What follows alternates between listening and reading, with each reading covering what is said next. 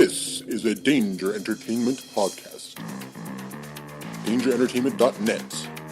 Danger Entertainment Podcast Network.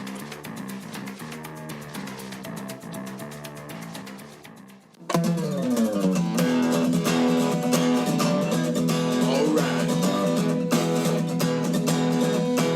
It's about comic books and movies, growing up with Rokusuke, Superman before Zack Snyder ruined him.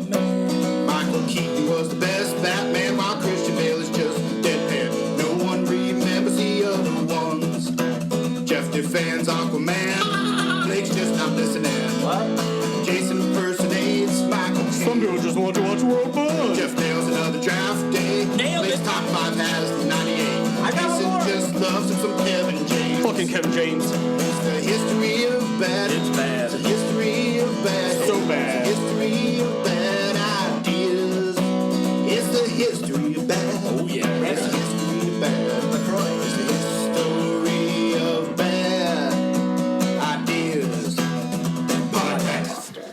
Welcome to the History of Bad Ideas, episode number 216. I'm Jason. I'm Jeff. Blake. And I'm back. Power Bottom is back. Yay! Maybe. For now. For now. So, welcome back, Jim. You missed a lot last week. I appreciate you sending in your picks for a lot of stuff. Unfortunately, we didn't get to a lot of your stuff. That's okay. We can get to it this week. That's right. Or next week. Or next week. Or the following week. Eventually sometime. We got some sad news to report tonight. Jennifer Aniston broke up with her possible husband. We don't know if they're married technically. We don't know. There's no marriage license in their counties, surrounding counties. So they don't know if it was just a ceremonial thing or an actual marriage. I thought they got married in a foreign country, didn't they? No, it was in California. It was in the backyard.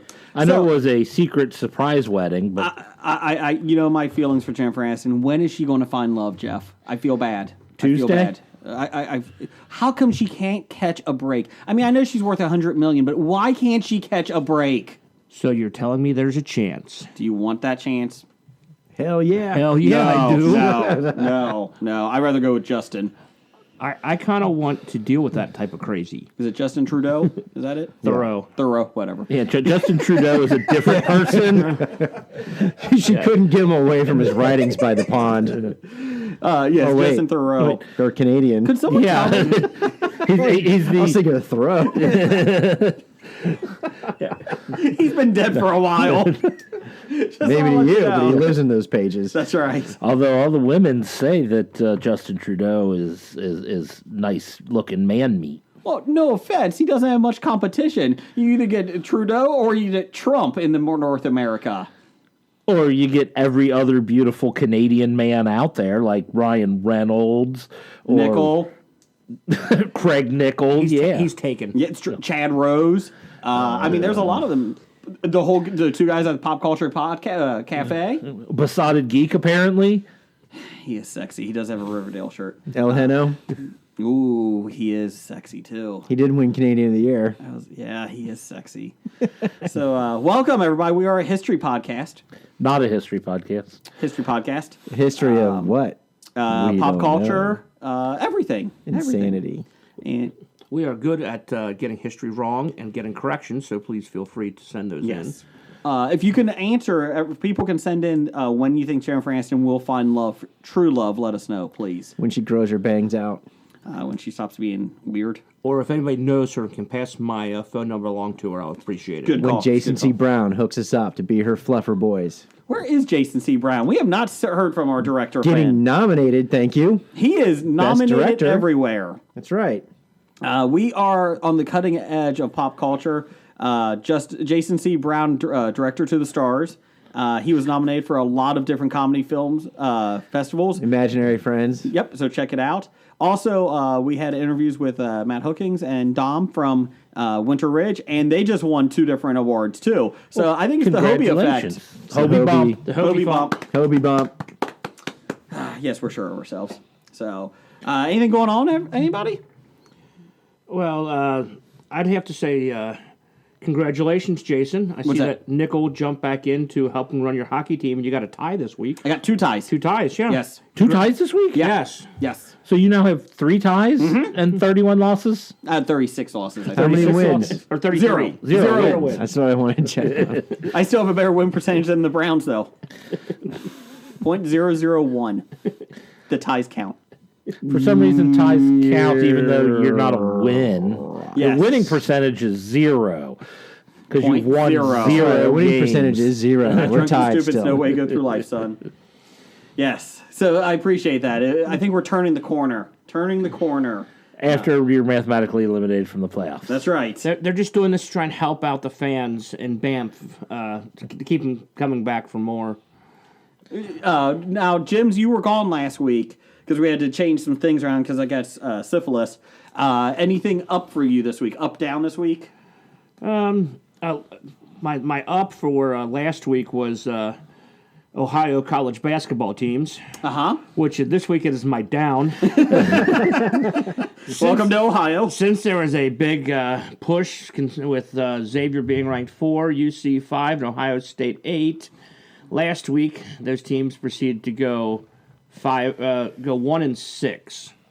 Congratulations, Xavier, for getting the win and not falling in the standings, as UC and Ohio State lost 2 and plummeted. Wouldn't you rather have them lose, though, right now to get that out of your system before the tournament? I would rather them win every game, but I would rather them lose now 2 weeks before the season ended, the regular season ended, than in the tournament. Okay, I'll give you that. And losing to Villanova, who just has Xavier's number, who Xavier can't beat. So hopefully somebody else beats them in the tournament, so Xavier has a chance to win it. Jeff, what's your down this week? Up, down? I don't remember. Okay, good job. That's why you're the best color man in the business. What about you, Blake? They're still digging on Oak Island. Okay. Is that an up or a down? It's a lateral. Okay. Is this the final season?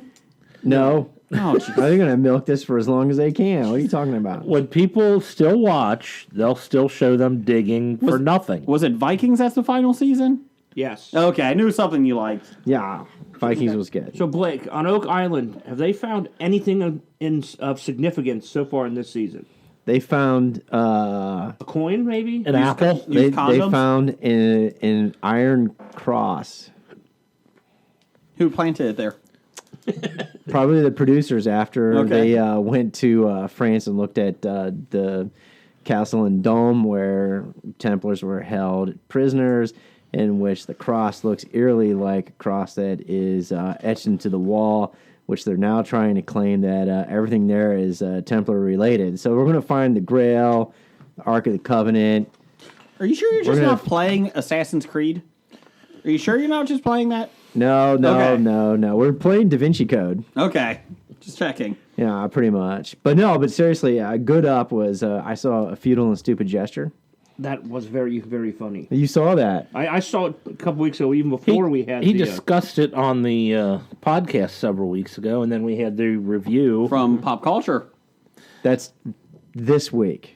No, this week there's another review from Pop Culture. They're doing Cloverfield Paradox. Oh, I knew I saw a movie that they saw before. Well, anyways, let me give you my review since I ignored everybody else's. Okay. No, it was good. Thank you. No, actually, I did like Will Forte and Joel McHale's appearances in the movie. I did like, I think Will did a really good job. However, being a fan of National Lampoon and Animal House and Caddyshack and all that kind of stuff, Doug Kenny, the story was about Doug Kenny. I do like the fact that the movie did take a lot of risks that, the Jim and Pop Culture Cafe talked about, and it was fun to watch it, some of the creation process, especially when they like bring up PJ O'Rourke and all that kind of stuff, some of my other favorite writers. Doug Kenny was not a very likable character. At least in the movie, it was very hard to Is he likable in real life? empathize with him. He's dead. Well, I mean, before he died, did people like him? Apparently, Or was it a Chevy Chase thing? Apparently, but if you read like a lot of the reviews and criticism on IMDb.com, they are pretty funny. They go from really good to really bad. Okay. So it is fun. It's fine. Jeff and I saw a movie. We did. Black Panther. Maybe I'll make that my up. There you go. There we'll we do go. non-spoilers for the people. Of course, this week They fight. We always get yelled at by Michael Leal because we do spoilers without telling him. He actually saw the movie, so we could do spoilers, but we're not. But if you want to read about spoilers, I didn't do a review. oh, you did Black Lightning. I did Black Lightning. Oh, I'm sorry. Yes. But yes, so Black Panther, Jeff, what did you give it? I gave it. Wait, time out before you answer. Time out. Wait, hold on a second. Let's talk about Chris Pratt. Nick Albright did ask a non-sexy question this week. He did. On Jeff's weird 13-spoon scale, he apparently came up with it while watching The Matrix. How would you rate, each of you rate Black Panther? Okay, 1, it's a 13 fork scale. Okay. And 2, it was not while watching The Matrix. It Okay. was while watching anything else. Okay.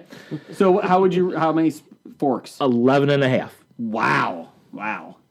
I give it 12 sporks on the scale. So there you go. What constitutes a fork? We don't know. But it's our grading system. It's just more tolerable and more respectable than Entertainment Weekly's grading system. So don't worry about it. I loved it. I thought it was great. It was great seeing everybody was excited to see it beforehand. I was watching people come in. All the kids were dressed in Black Panther costumes. It was awesome. Chadwick Boseman is amazing in it. Everybody's in it. That is in it does a good job. Lawrence Fishburne, or not Lawrence Fishburne. Yeah, I was about to say, did I miss him in the movie? Not Lawrence Fishburne. Floaty Eye. Who's Floaty Eye? Oh, gee. Oh, God, now you made me forget his name. Nero? No, Idi Amin. Idi Amin? Forrest Whitaker. There you go. Jefferson from Fast Times at Ridgemont High. Yes. Yes, so there you go. That's what I meant. Yes, he was. Lawrence Fishburne was awesome in it. So I like that he played, like the sage and, the religious guy in it. But no, it was great. Michael B. Jordan is a piece of man meat. My God, is he impressive. Whew. So. Is that Torch Boy? That is Torch Boy. Torch Boy graduated. Yes. Good. Marvel is now 2 for 2 for redeeming Fox people. Chris Evans and 2 Michael B. Torch Jordan. Boys. Yes, 2 Torch Boys. I say they took my advice. I did Torch Boy. I need no more Torch Boy. He does catch fire in it, though, Yeah. too.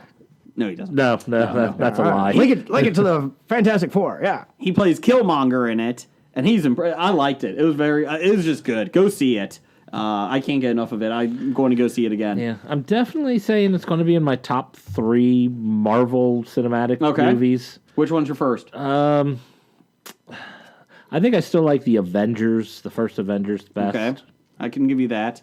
I think one with Captain America, the first Avenger, is my favorite. That might be my second favorite. And then Avengers, just because it's cool to see everybody, but I don't know if it's as good as I remembered it. It's been a while. And then Black Panther probably sneaks in there. Winter Soldier was good. There's your top 4 at least. Yeah, it's in that. And X-Men First Class. But that's the one. First Class was the best X-Men movie. Yes, but it's still nowhere close. Well, I'm sorry. You got if you count Logan or Deadpool as X-Men movies. I like X2 actually. X-Men 2. I don't like it better than First Class. That's a tough call. It does have Kevin Bacon in First Class. That's the reason it's great. It does have that.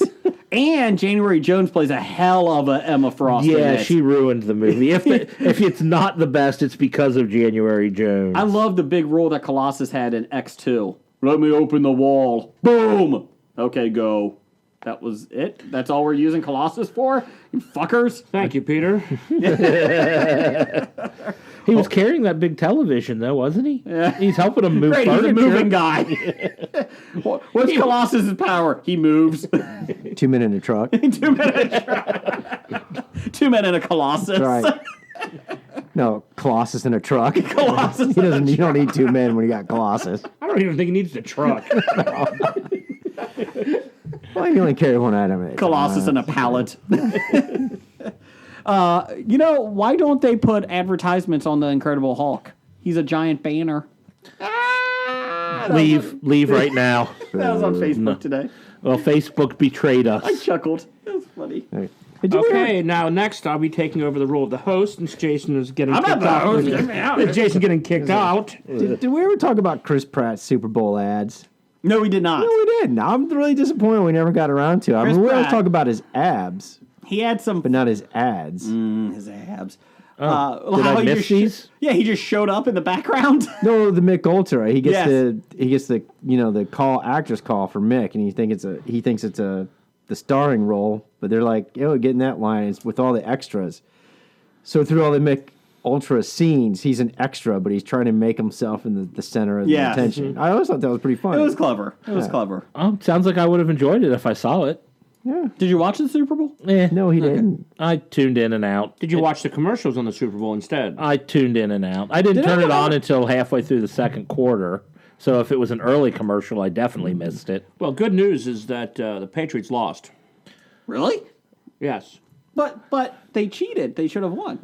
They didn't cheat. They didn't cheat good enough this time. Oh.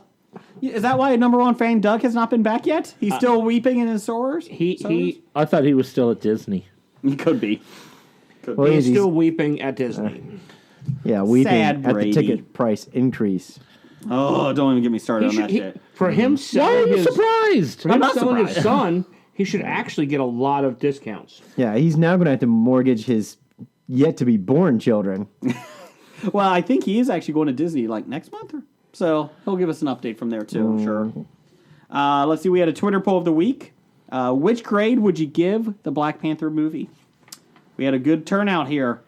We had A, fantastic. B, great, like the letter grade B. Letter grade C, average film but was overhyped. Or you had a D/F equals horrible. Or as we like to say, the Kevin from 365 Flicks Eeyore grade. I thought everything was a minus. I got A minus, B minus, C minus, and DF minus on my You're not even on Twitter, shut up. outline. I got Those an, are on my double outline. minuses. I got an A minus minus, A a minus B minus? minus. Exactly. So, in first place, out of all the votes of Black Panther movie, 53% said A, fantastic. Fantastic. 23% said A minus B, minus. B minus minus. B minus Great. minus. So 76% loved it. Or liked it a lot, said it was a good film. So 13% said average film, overhyped. That's still 89% of the people liked it. So at least enough. So 11%, well, they have no souls. Nose. Or they just wanted to ruin your poll.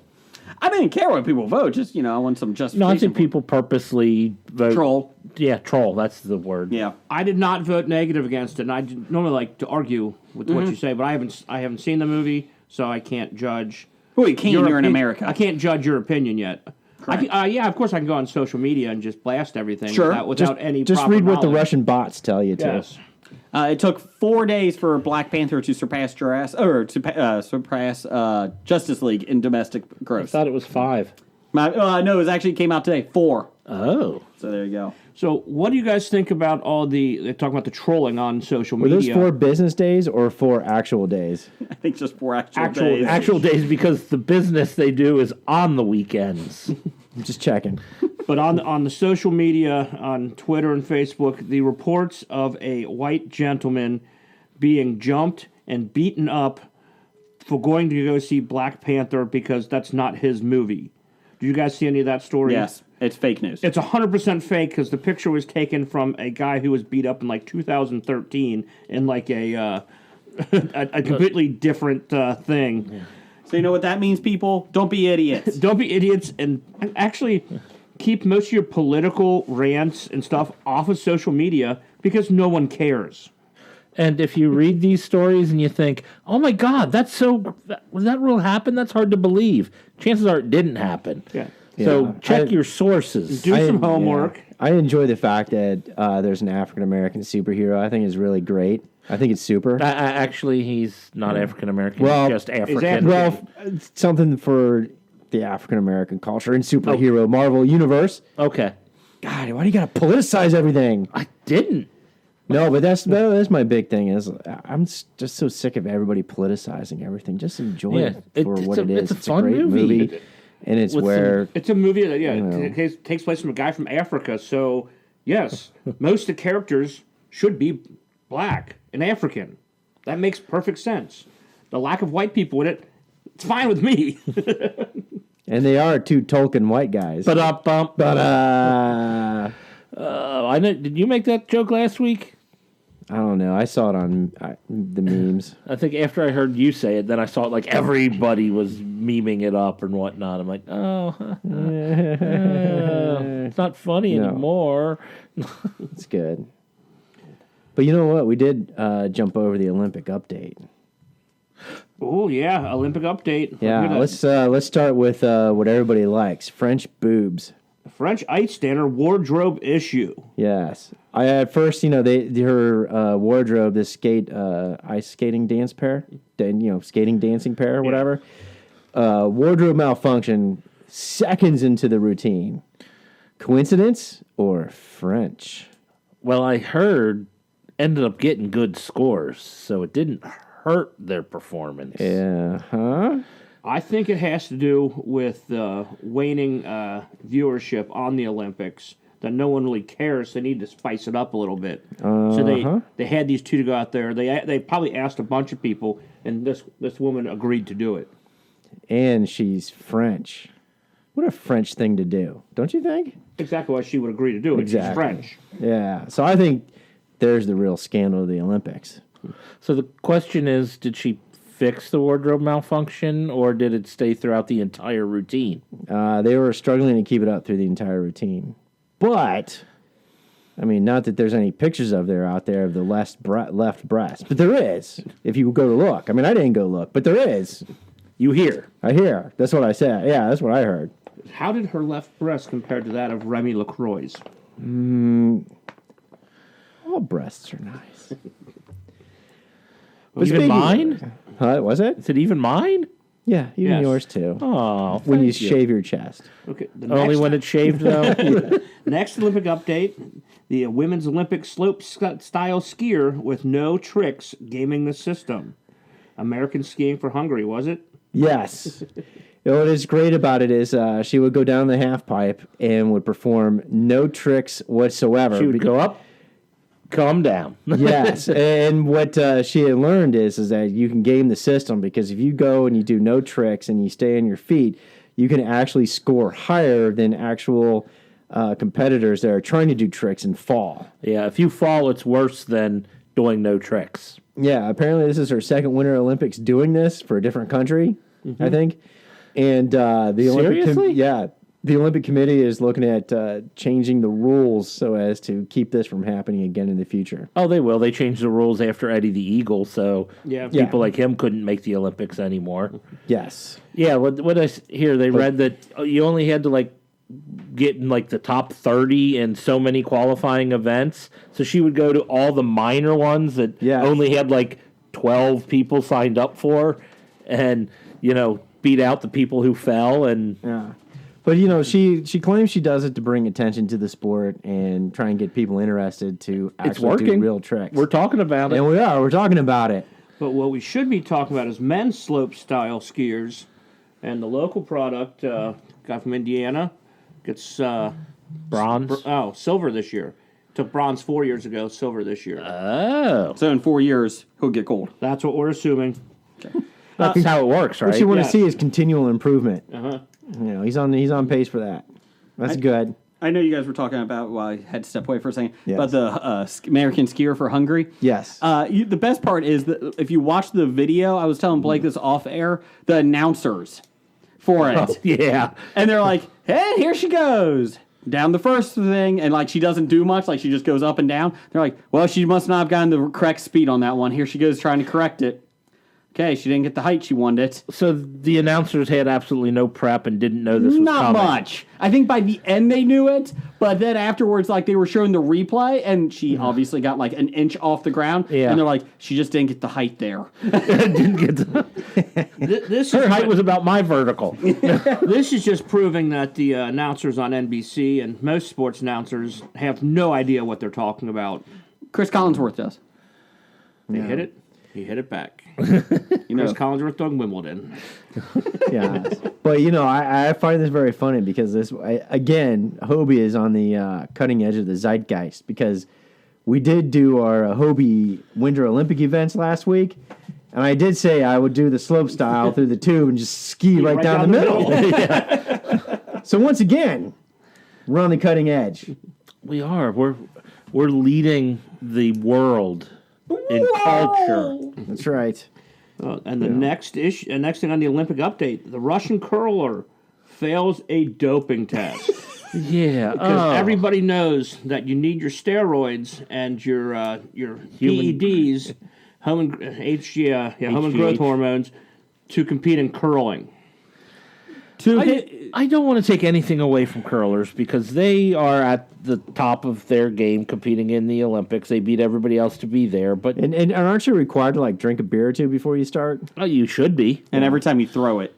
Yeah. But And it should be a beer from your country. Like Canadians have to drink Molson, Americans like Bud Light. Jamaicans, Red You Stripe. know, yeah, that's right. and especially since Russia is like as a country banned from the Olympics this year. They're letting their athletes in to compete like individually. Olympic athletes from Russia. Yeah. So But not Russia, really. they're not really Russia. These medals don't count towards Russia's total. That's correct. about the only penalty Wouldn't it it be a is. bigger punishment for Putin if the Russians, if they win their event, you play the enemy of Russian, their national anthem? I think that would get under his skin. That would be playing everybody's national anthem. The Not America. The Ukrainian national anthem. Down the hall. Yeah, play the Ukrainian national anthem every time the Olympic athletes from Russia win. I like it. Well, one of the best parts about this failed drug test is that the Russian athletes proposed to the Olympic Committee at the final ceremonies to actually come out with a Russian flag, and they were thinking about it. Not anymore. No.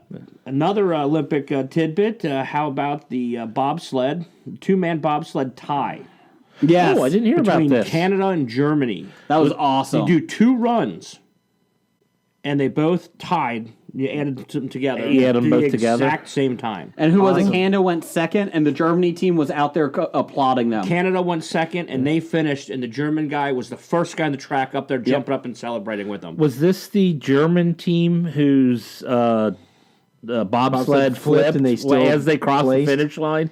I think don't so. know. I think it was a 2-man, yeah. Yeah, that was a 2-man bobsled. The It was Germans. Oh, it was a great run because you could tell him it's like if he didn't flip, he would have probably had to slow down a little. So he just went all out and they crossed the line right as they were flipping, and of course everyone's like, "Oh my God, are they okay?" But On the opposite side of the bobsled thing, how about the coach that took the Jamaican bobsled team and just went home? She took the bobsled and left. She quit. Yeah, she quit. She quit, but she took owns the bobsled? And so Red Stripe bought them a new bobsled and delivered it so they could compete. wow, that was quick. Yeah. Yeah. Because I remember. Well, you're at the Olympics. I'm sure there's bobsleds everywhere. And did No, you I'm have to just call from- John Candy? No. They I hope used, not. He's been dead They used for his like body. It was still decomposing. They just 25 used it. years. They hollowed it out. It's now a 6-man bobsled team. Cool running man. But then how it's like, yeah, you know what? I'm taking my toys and going home. Fuck you. No, because didn't That shows true Olympic spirit. That's Yeah, right. exactly. Because didn't the Americans have problems like a broken sled once, and another country let them borrow a sled? I think that was Cool Runnings. No, I think it was the Russians. The Russians let us borrow a sled. Okay. And even though they didn't talk to each other. But I mean, it's that's great that another country was like, here, Unfortunately, it was a 2-man bobsled for a 4-man bobsled. Actually, so it was not comfortable. that was fake news by Russian bots making them think Down the hall. we had to use the Russian bobsled. Damn, the Russian bots were going 8 years ago or something. I didn't know they were now. been active that long. Well, that's your Olympic feedback update. Updates. Whatever. Let's do some listener feedback. Blake, let's take it away. Yeah, it's time now for your bomb listener feedback.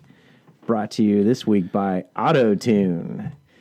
Because sometime your no-hack lady lumps need help. AutoTune. Right, Fergie? Can we find a star who isn't auto-tuned these days? No, Beyonce. Nicki Minaj. no, they let Fergie sing the U.S. national anthem. Is that what I hear? Yes. Yeah. Without AutoTune, yes. Yeah.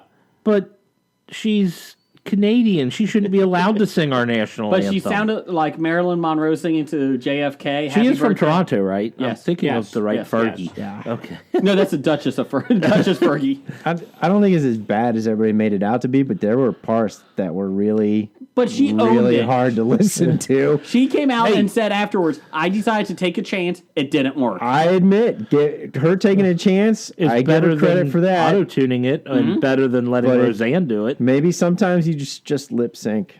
I'd rather have that than Mariah Carey screwing it up. So anyway, Autotune brings us this episode. Attitude. So aren't we done with Mariah Carey? I mean, We should be. seriously, isn't like her 15 minutes up? Can we say do you want her to be dead to Hobie? She's dead to us. The family that we shall not name is dead. That keeps reproducing and is married to douchebag Kanye West. Oh, that had another baby, and they had like I don't even know. a 12-minute video that apparently 17 quadrillion people watched in the first 8 minutes it was released. And that was just her announcing she's pregnant. The family that's responsible for Tristan Thompson's shitty finals performance last year. No, that's the Thompson family. So do you want Mariah Carey dead? He's got 3/4 got to approve it. I'll approve. I'll approve. Sure. Yep, she's dead. Does that mean we shall never hear "All I Want for Christmas"? Oh no, because what I do is not Mariah Carey singing type. Have you heard me sing? No, if we can never hear that song again, I'm up for her being dead. Well, hold on a second. we Hot can't- Tea is a sponsor of one of our bomb listener feedbacks. Hot tea wasn't it? Yes. So maybe we shouldn't ban her. Okay, not yet. She's on probation. Double would- secret probation. Just don't tell her. Okay. All right. One more screw up, You hear Mariah. that? Everybody out there, don't let Mariah know that she's on double secret probation from the Hobie offices. Christmas is you. Shut up. Sorry. This week, bomb listener feedback. Is that your auto That was from my auto Okay. Yeah. Okay, who's the first one from? This guy named Ape Hands? Number one fan. Can't give yourself a nickname. That's why we gave him a nickname of Ape Hands. That's right. This is one from Doug. Auto tune. Can we have Hobie center the expo each morning with Jeff dressed as the Tongan flag bearer? Please stop. All right. Doug actually said, since you can't understand my auto tune, It lasted longer than I thought. auto tune's worse than Fergie's Lady Lumps Sans auto tune. Can we have Hobie enter the expo each morning with Jeff dressed as the Tongan flag bearer? That can't happen because that is cultural appropriatism or whatever the word is. That's bullshit. And I won't do it. Yeah. Bullshit. I won't do it. I'm not going to. Bullshit. I'm not going to take someone else's culture and use it as my own. How about if you have to enter as stop eating Worsley, not wearing a jacket? Nope, can't do that because he's from a different culture than me. Okay. I don't want to appropriate his culture. And another reason Jeff doesn't take his shirt off to bathe, let alone come into the. Well, why would you? You get two things done at the same time: shower and laundry. Exactly. He's just killing time. He hasn't changed his underwear since Eisenhower. Oh no! Just his shirt. Oh, just his shirt. I mean, How do you think he keeps from getting Furbies? Again? You know I take off my pants. It's the first thing I lose playing strip poker. That is true. That is true. You know you can put in a sock first. Yeah, I know. he never loses. He lost once. That's why he wears bell bottoms. They can get him over his shoes. Anyways, what else we got? And it's all uphill from here. All right, so Dit Man. Little Dit Man. He's coming on the show next week. Awesome. Good. We have a roundtable next week because Scab Jeff will be here too. Excellent. Oh, talking Oscars. He can be the Scab Blake. Yes. I won't be here next week. Okay. Just So because Scab everybody- Jeff is here, Everybody tune in. you're not It's going to going to be because Scab guaranteed Jeff. to be a better episode now. Because I won't be here. Okay, Blake, you do have to let us know, though, who is sponsoring the bomb listener feedback. Next week. So, No, that'll be up to the Dit Man. okay. Or Scab Jeff. He is your radio partner. So Scab there you Jeff go. or Dit Man can take care of that. Okay, per Facebook meme. You're a burglar, but instead of stealing things, you do things to mildly inconvenience your victims. What is your crime, Hobie? Okay, this is a tough one. Jeff, you got anything? Oh yeah, Okay. I'd go in. Anything? A lot of things. No, I'm simple. I'll just go. I think you into, got to pick one. I'll Pick go into one. the pantry and swap their salt and sugar. Do you do that? What if I you're on do a- it? What if you're on a keto, no I sugar, don't, no grain I don't diet? break into people's houses. I think, but if I was going to do that, I would. So when people go to Okay. make their foods, it screws up all their Okay. their tastes. Only if they're not on a keto. Jim, what would you do? I had this discussion with my roommate, and she suggested a few things. Have Jim live with you. Yes, have Jim move into your house. That's what she said, right? Exactly. Rent your house out to Jim. Then have his friends over to play D&D. She gets so annoyed every day that she comes home, and I'm still there. Why are you still here? But it's such things Squatters' rights. as taking a dump in the tub. That's quite disgusting. That's more than mild inconvenience. All right, mild inconvenience. Upper decker. I'm Okay. still shitting in the toilet. Okay. In the sink? Upper decker? That's a sink? No, it's the In the tank. Yeah, the Storage tank tank of the basin or toilet. whatnot. The other ones would be removing the light bulbs. Okay. No, just loosening them. Okay, now loosen it back because you have to. That's awful. Okay. That'll work. Drinking like all but one swallow of the orange juice and milk. Oh, I hate that. I That would suggested irritate the shit out of me. I suggested taking the milk and pouring it in the box of cereal and then putting that back in the cabinet. my cornflakes are already mushy. Why doesn't cereal come with Ziploc bags these days? That is an interesting Everything thing. Yeah. else has resealable bags, but Yeah. cereal. Yeah. And it Once came you tear that open, all you do is crinkle it closed, right? Because Roll they it up. want you to eat in one sitting. Well, wait a minute. I pretty much do. They've reduced the size of your servings. I mean, the boxes now. When you buy one box, it's good for one sitting. It's 2 bowls. That's why Jeff goes through 6 boxes in one sitting. You know, they keep reducing the amount that you get for $5. Did you get the Lucky Charms with the unicorn now? No, I saw that on the news today, and I Pretty went, "This is news." Okay, I was just going to say that. That's on the news. Hey, I'm happy when that's on the news because that means other things aren't being talked about. Either that or they're just ignoring other things. Yep, we're in a shitstorm. Have a good day. Here's Lucky Charms. Is it real news or fake news, the unicorn? It's real news. It's actually happening. Okay. And it's the first permanent new marshmallow in a decade. Since they had the horseshoe? Oh, not long. They've had several since the horseshoe. Oh. They had the red balloon since the purple horseshoe. that was dumb. I They hated that had one. the pot of gold. Yeah. Apparently, it is replacing the previous new one of the hourglass, which I didn't know. Why is there an hour? Is this Monopoly they're playing? I have no clue why no there was an idea. hourglass. I This can't is the first. remember. Apparently, it's been in there for like over a decade, but I've never heard of an Did hourglass. the horseshoe in Lucky replace the Charms. car? What replaced the dog? And the shoe. And the shoe. The iron is gone. Ah! They're going to be replacing marshmallows, so that's the only thing you have in that cereal. It's just pure sugar marshmallow.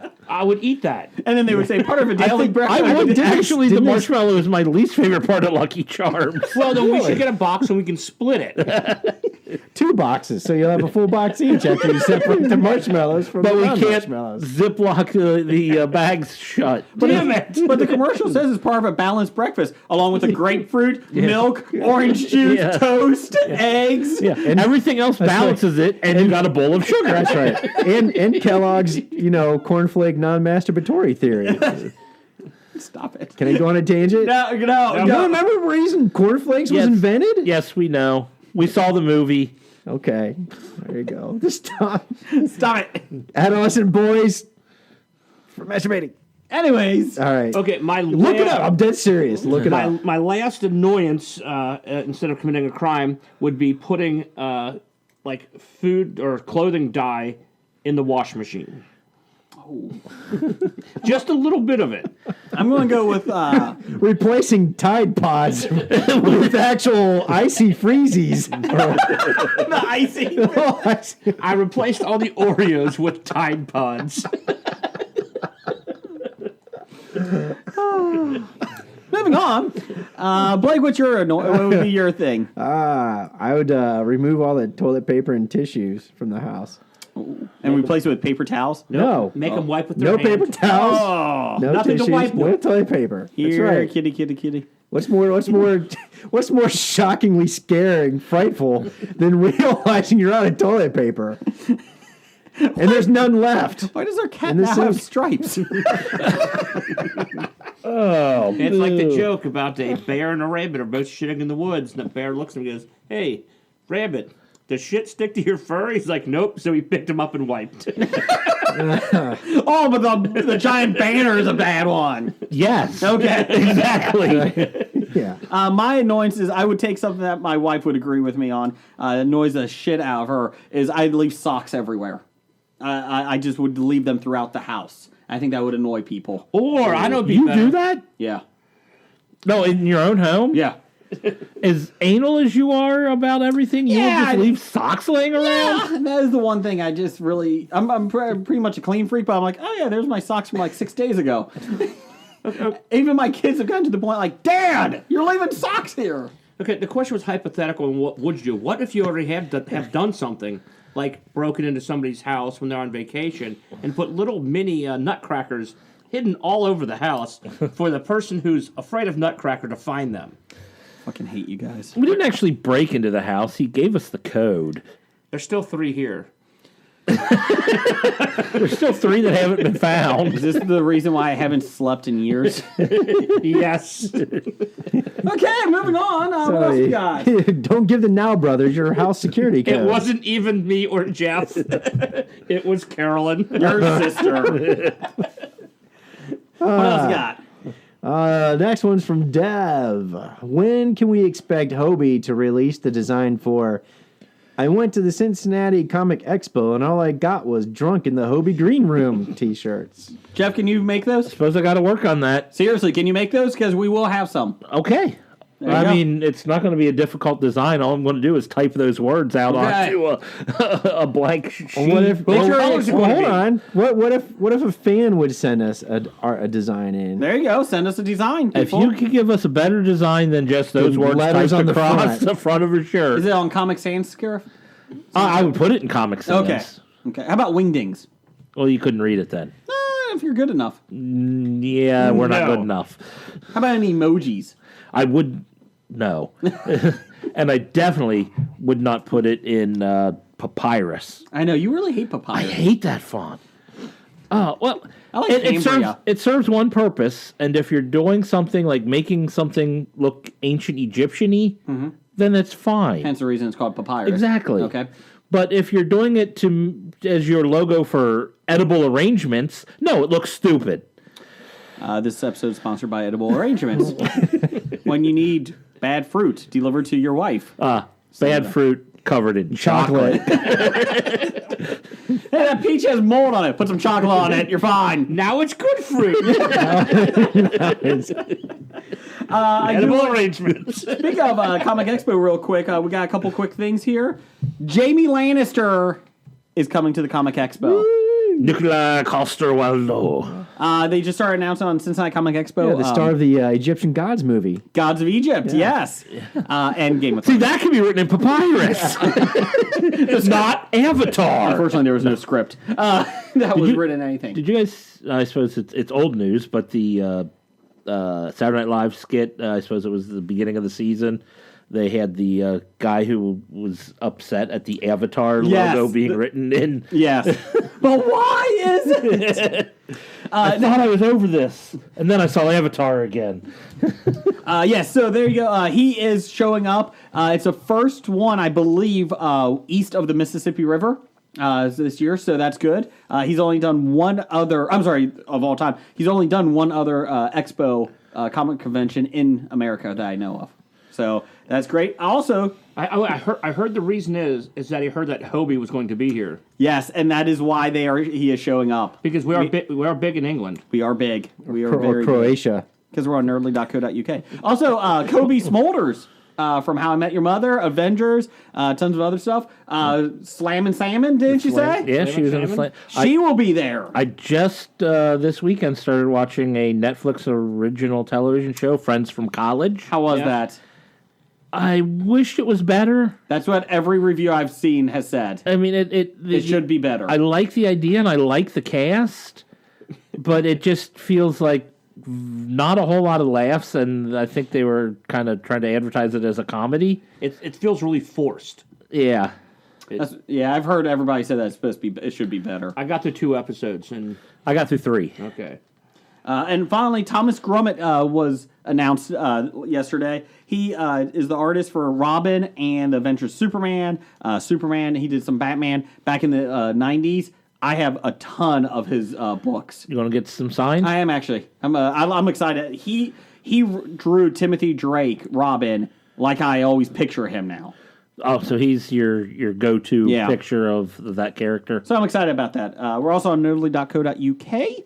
You can check out my Black Lightning reviews every week, except this week because they're on hiatus this week. Oh, stupid Black Lightning. And hello, Governor. We're having another Game On column is up this week. It should be up by tomorrow, I believe. We review Go Nuts for Donuts, the board game. Game or card on. Game. Yep. My son and I do that, so it's over on nerdly.co.uk. And we're on a lot of other things, too. We'll talk later. So just, there you go. Blake, continue, please. What do you got over there? Oh, yeah. You know I like it when you play dirty. Oh. Let's slow it down with some So Glow.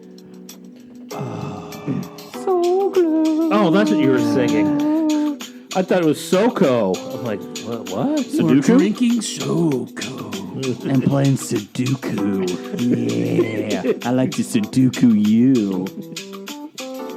Yeah, so you know what this segment is.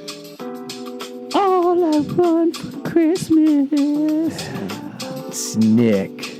is you. All bright. Nicky. All bright. Take it away, Nick. Says Jeffer Bio. Yeah.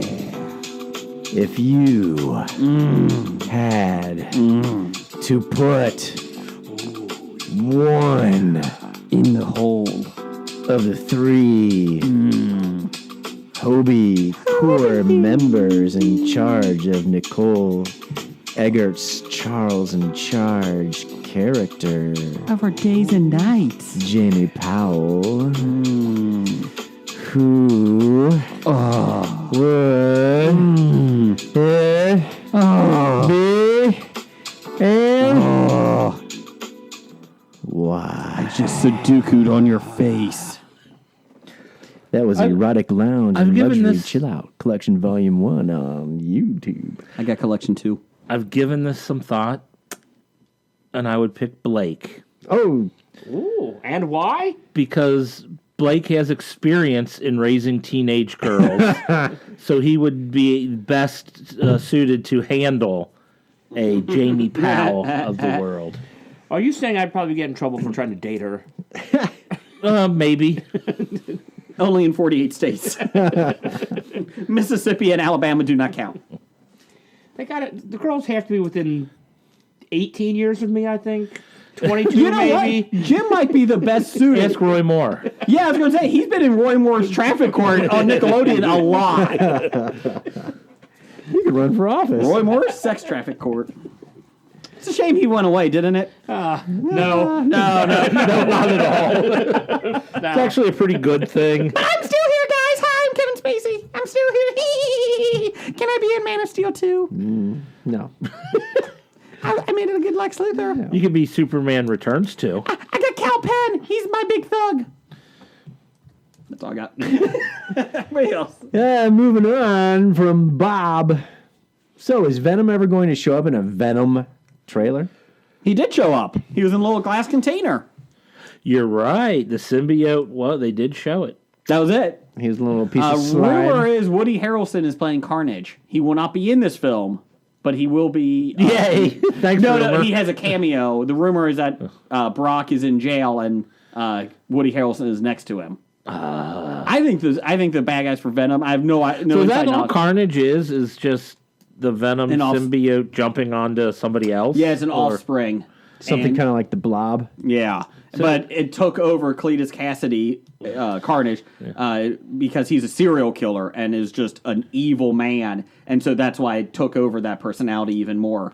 I think in the Venom movie, I have no inside knowledge, but I think just from the trailer of Tom Hardy running and yelling a lot, I Could be feel- better. Could be Tom Cruise running and yelling. That's true. No. No one runs better than Tom Cruise. Yes. No one throws a baseball like Tom Cruise either. Well, that's true. Check out War of the Worlds. Google. Please don't check out War of the Worlds. But I think that I think the government is going to be the bad guy in Venom. And I think they're going to be chasing him down because he gets the symbiote and goes against what they want him to do. Well, I think Venom should be the bad guy in Venom. He won't be. He's going to be cool. You can be a cool bad guy, but still a bad guy. Did you see? I feel like the Terminator was the bad guy in the Terminator. No. He was just misunderstood. Which Terminator are we talking about? The first one? There's so The many Terminator? Terminators. The one that was called The Terminator. Not Terminator 7. 7, 5. Well, it's Terminator Regenesis. technically it's 7 in the movie franchise, but it's 3 in the timeline. So then you got 4 in the movie franchise, which is 2 in the timeline, and you got 2 in the timeline, And which is 3 has 8. been completely wiped out. Yes. So that We're in an didn't elevator actually and protect happen. it. We're in a bunker. My head hurts. And then you have This is like an X-Men series. the good news is James Cameron's rebooting it all next year. Oh boy. So there you go. Because, well, this movie at least was about time travel. What else we got? From Besotted Geek, why do your Bengals have a promoted tweet? Hashtag blocked. I don't understand the question. The Bengals have a promoted tweet on their thing. Am I supposed to know what that means? It means on your Twitter page it'll pop up and it'll say promote. It means they actually paid to actually have this sent out to more people. The Bengals are paying to get fans. That's why Yes. Mike Brown can afford to sign football players, because he's spending it all on Twitter. I think he knows what Twitter is. Did I just buy some birds? Did someone accidentally hit the promote button? Is that what it was? No, most. Do people actually promote tweets? Oh yeah, yeah. Oh, I stole one of Jason's credit card and I've been promoting a bunch of Hobie tweets. Could be a reason why our listenership is really good. Wait a minute, why'd my card get maxed out? Son of a bitch! There you go. Things you do while violating inconveniencing your victims. Stealing Stealing credit cards and promoting Hobie tweets. Mike Brown's crime is he runs a football team. That's why he mildly inconveniences people. Fuck you. There's actually a bunch of sports teams that do that too because they are a business and they're trying to sell tickets. Yes. What tweet did they promote? I don't know. Buy your tickets? I'm tweet? not sure which one, but Or was it congratulations to whatever player did something at the Congratulations, All-Star game or AJ something? McCarron, on your hard victory. on your freedom. On your freedom. Hashtag freedom. hashtag too soon. No. What else you got?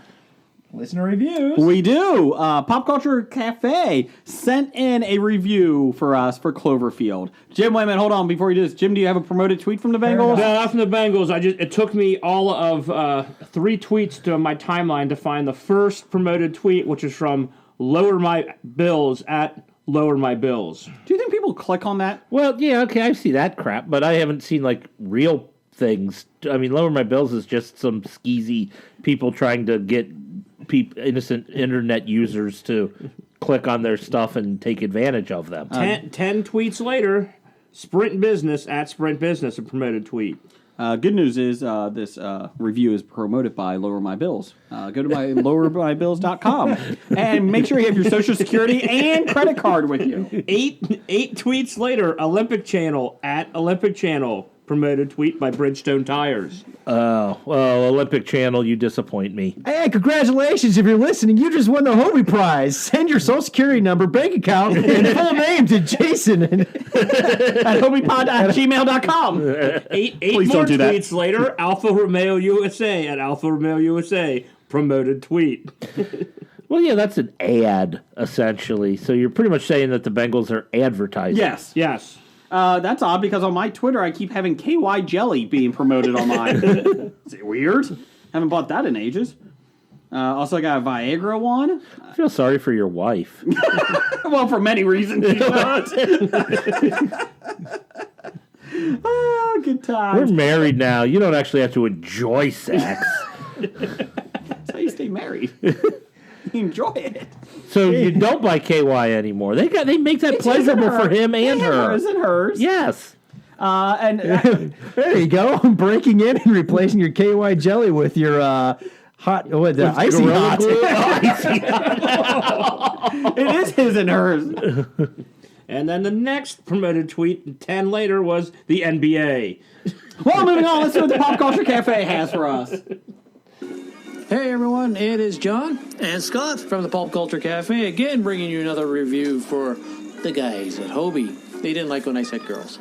Didn't they? Well, no, they're fine with it. They just... So, we're going to do the Cloverfield Paradox, which, if I understand, Jason might have already talked about, but this is our review, so This is an in-depth review. Well, for 5 minutes or so. So, it was directed by Jules Ohan. It was produced by J.J. Abrams and Lizzie Weber. A story by Doug Jung and Oran Uzel. So, I sound just as good as Brigger. Brigger, one thing I like about Jason, real quick, is that he has a hard time pronouncing English like I do. Nice. It stars Daniel Bray, Elizabeth Debbie Dick. Debbie Dick. So, you know what? I'm going to stop right there. The only one is Chris O'Dude from... I haven't seen so much butchering since the actual movie. Yeah, I know, eh? So the premise of the story is that the Cloverfield project is a space station and they're trying to find an alternate source of power, and there's one of the things leading to a global warfare happening down on Earth. Exactly. It's a love story. No, it's basically it's something that you can relate to because there are both sides on Earth that says that we're not moving towards it, but you can see certain things that you could say, okay, yep, sooner or later we're going to be in a fight for resources. Yeah. So. I like the parallel jumping back and forth. It didn't bother me any. Yeah. One of the things I hear about is that the movie has nothing to do with the other Cloverfield, But it does. but they make it because I saw this movie was produced and done a while ago. Yeah. So J.J. Abrams and they linked it into Cloverfield. But one of the things is that I find it's like a Twilight Zone thing. Stories are kind of linked together in very small ways, but they're linked together. It's the slowest burn I think I've seen in a cinematic universe in years. Yeah. But this was a key component because it showed you origins. Yeah. So they gave you an idea how the first movie started. Yes, exactly. Because of what happened. Yeah. One of the things I got to kick that was when Chris O'Dude's character lost his arm. Yeah, it's great comedy.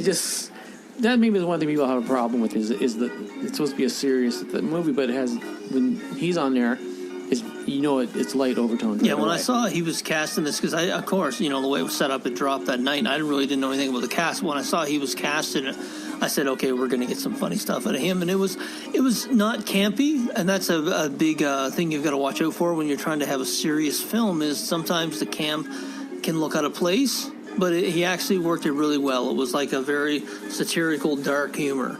Yeah. So I thought it worked really well. We mentioned the geopolitical overtones of the story. And even in the space station itself, it was... Yeah, because you had different countries represented. Country first. There was very much a country first vibe in there. And again, it would happen. That's the way it would happen in the real world. And when they're giving the news reports of what was going on in the world, you're thinking, that's a little too close to what actually happened. Yeah.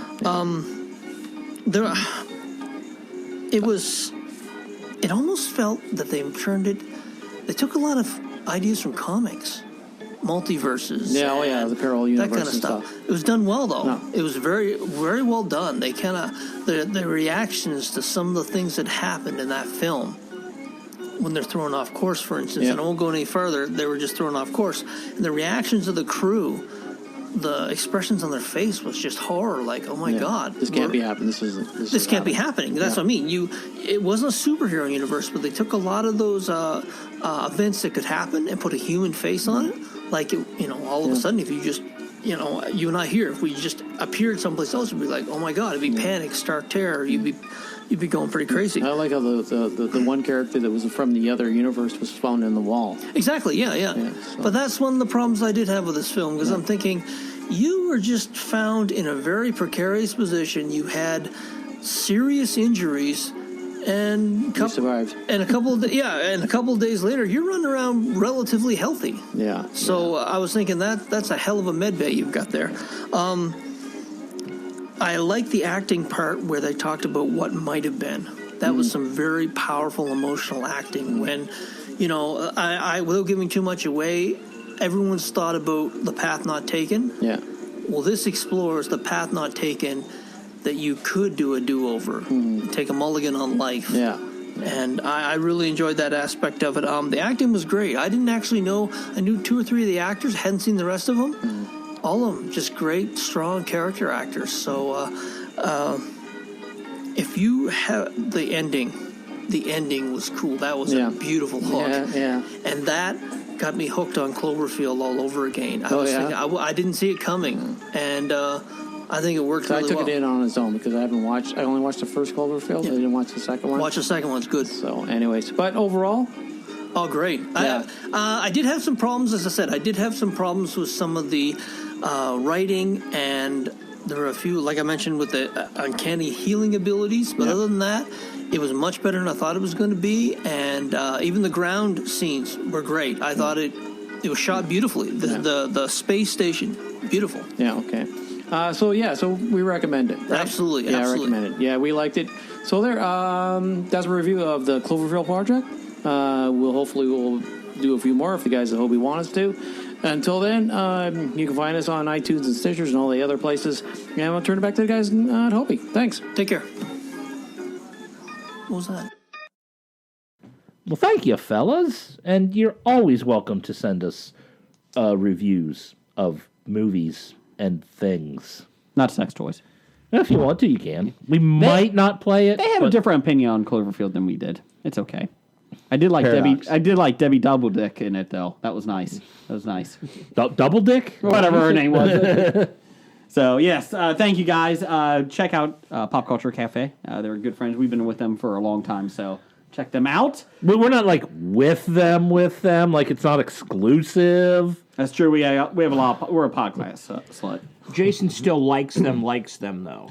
Check yes or no in the box. Yes. Yeah, if you're a Pop Culture Cafe crossover listener, we'd like to thank you. And we'd also like to recommend that you tell a friend about us. And then... immediately apologize. Make a review? Oh. Both. Okay, good. You can do both. But first thing you should do is apologize to them. God, yes. And then have them put up a review for us. Yes. On one of our many places. Nerdly.co.uk. Hello, Vicar. I forgot my Vicar earlier. Good day, mate. Tangent Bound Network, Danger Entertainment. We're also on WeBeGeeksPC.com every Wednesday drops. And on Geek Life Radio, 10 a.m. Eastern, 9 a.m. Central. We're on radio. We are on radio. And more radio. iHeartRadio. We're also on Google Play. Thank you. Spotify and Stitcher. So, and if you're listening to us, you probably know. If you do YouTube? We're on YouTube, too. History of Bad No Ideas visual, podcast. just audio. I'm working on that. Because I think I'm going to start doing some video of our top 5 at the end. So, Can you blur my face out for every episode? No. I'm talking like actual put symbols up. I'm thinking we should blur our faces out and put it up there. That'd be pretty funny. So you just have a bunch of blurs? Yeah. Blur heads. Not doing anything because we don't really move a whole lot? I just put a big Remy LaCroix head on me and blur out my breasts. I think we would... the entire thing in the mask. Kylo Ren mask. Yeah, I'll do it in Kylo Ren mask. Is it worse than his auto-tune voice? No. It's better than his auto-tune voice. But you can get us on Bad Ideas Podcast on Twitter and History of Bad Ideas on Facebook. We update a lot during the day with breaking news and that, so from pop culture. What do we got? Dr. Number 1, we answered his questions, didn't we? Yes. Yes, we did. You're going to put a new Dr. Number 1 No, in. we didn't. So thanks, Dr. Number 1. We answered your questions earlier. Russian curler fails drug test. Black Panther took 5 days or 4 days to pass Justice League. Doesn't matter. Still better than Justice League. Even the after credit scenes was better than Justice League. Spoiler. Sorry. There are after credit scenes in the movie. I know it's hard to believe. Let's see. And we got to riddle me this. So, what riddle me this is, it's kind of different than draft day. Somebody It's sends a collaboration. It's a collaboration. Yes. Instead of competing, we're collaborating. Basically, you give us a team or a cast or a movie or something, and we have to put the best actors or actresses or whatever from in it. A synergy of the minds. Yes. So this is you give us 2 categories, and we pretty much meld them. Best curling team Curling team category A, from actors and actresses. category B. So how many people are on a curling team? 4? 4 on a standard Well, it curling depends. team. We're doing 4. You got doubles or you got fours? We got 4s. We'll do 4s. It doubles, Okay. mixed doubles. Who is the guy throwing it first? Well, it's your lead. And Well, they then- all throw. Yeah, They all take throw. turns. Everybody has to do the puck. Who's Or the big fat one? What's usually? it called? The big disc thingy with the Stone? handle. Stone. The Stone. But they're put in They specific each throw order. 2 stones. And they all got to sweep. No, Do they all have to They all don't sweep? have to sweep. Normally, the skip doesn't sweep. He's either when he's not throwing, he's lining up the He'll shots set up at the the lineup other and he'll end. throw at that, and then the skip's normally the last person to throw. Okay, so the stone is going to be played by Melissa McCarthy.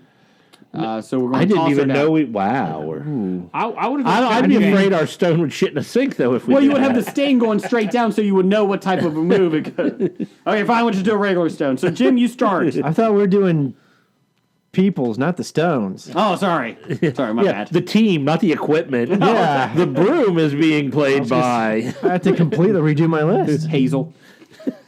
I would to start the skip. The broom from Mickey Mouse. I would take Alan Hale Jr., most popular for playing the skipper. On Gilligan's Island. Ooh, that's a good He's one. a good captain. I like that one. It's interesting. I like I that can one. see that. How about good. Picard? Picard could be a good Ooh, one. He's a skipper. Make it so, number one. Patrick Curl, Stewart. curl. I think Patrick Stewart could be a good one. I mean, I'm trying to, The meme would be, why the fuck don't you curl? I can hear. I could definitely hear Patrick Stewart's voice yelling at the sweepers and whatnot. Okay. That could work. Or Shatner. Why aren't you sweeping harder? This is a No, team how sport. about He's Stewart? too much of an ego. Yeah, I had to think of sweepers and somebody light on their feet and somebody that can lead everybody in sweeping and dancing. Like Fred Astaire and Ginger Rogers. I have Fred Astaire and Dick Van Dyke. Oh, You know what? I like that one. What about Thank putting you. Chevy Chase out there and he falls over all the stones?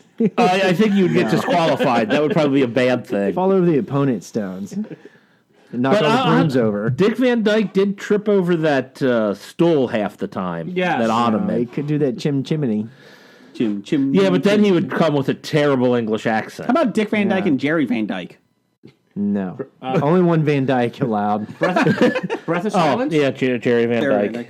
Okay, so we got. I do like the Fred Astaire. I like that one. Or what if we had like a Gregory Hines? I like Gregory Hines. That's a good Gregory one. Hines. Of course, he would be cracking the ice all the time with his tap shoes.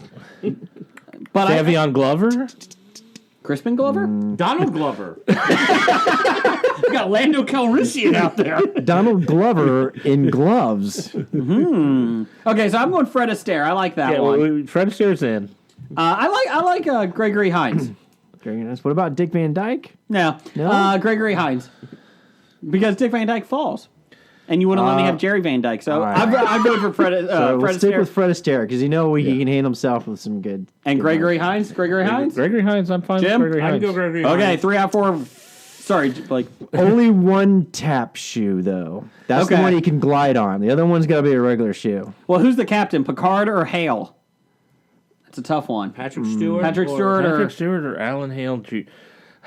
I feel like Alan I Hale will get too suppose we upset. don't need live celebrities or actors to do this. Correct. Well, hold on a second. Are we doing all male? I had two male and 2 female. That's fine. You can put some female in here too. All We right. don't have, If we're doing mixed, the four. men's, women's. But if we're doing mixed, then We're you just only do making 2, 4. apparently. The fours are all same sex. Fours Okay. are Well, we can do. Let's do men here, and then we'll do female. Yeah, because two. we'll do a men's team and a women's team. Sure. Two's mixed. And a mixed doubles team? No, we're not doing that many. Somebody explain to me curling.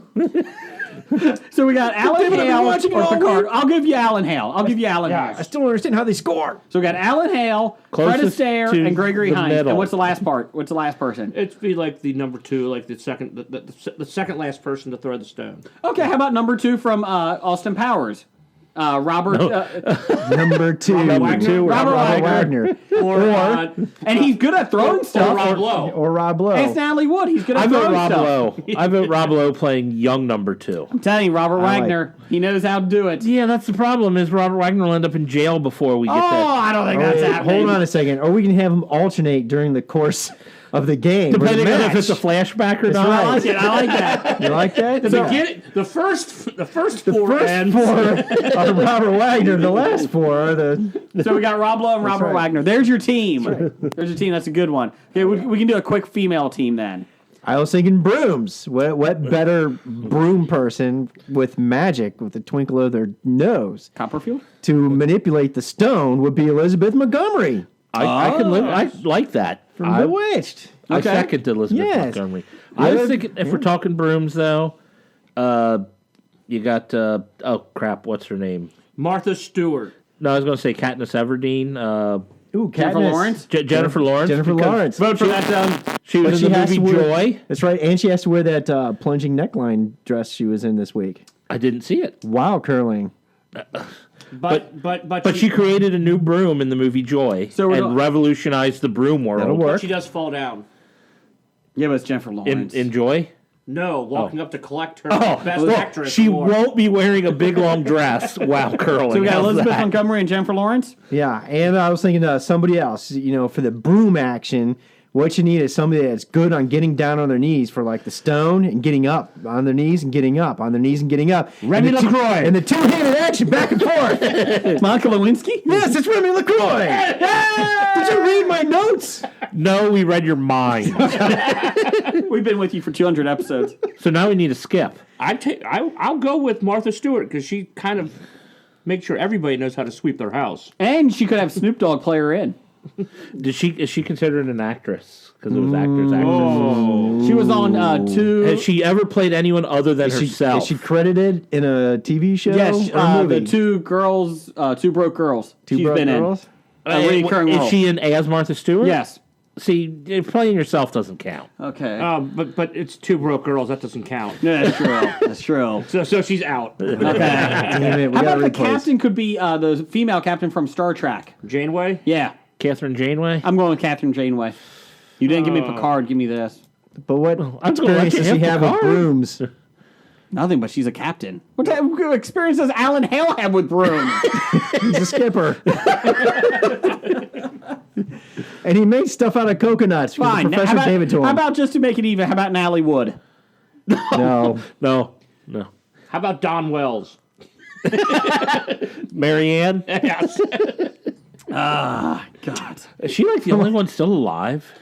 I don't Bob know. Denver's still Can we alive? finish No. this segment?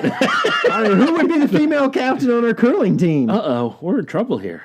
Who was the captain in Star Wars, the most recent one? Jane Urso. No, not Jennifer. Right? She runs. She does the No, Haldo. Yes. Oh, Lauren Dern. The Yeah. person who will fly their ship into the other ships to just fuck you. Yeah, we're going to her. Lauren Yeah, Dern. it's Lauren right. Dern. She can Laura Dern. throw the stones and knock the other opponent's stones off the bullseyes. I like it. Laura Dern. So there's your team. I don't know who wrote this to us, but thanks. If it was you, thank you. If it was you, damn you.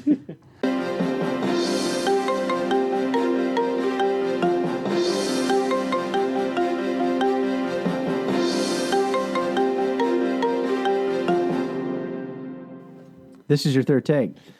The music is for News of the Geek. Dun-dun-dun. Do you like that, Jeff?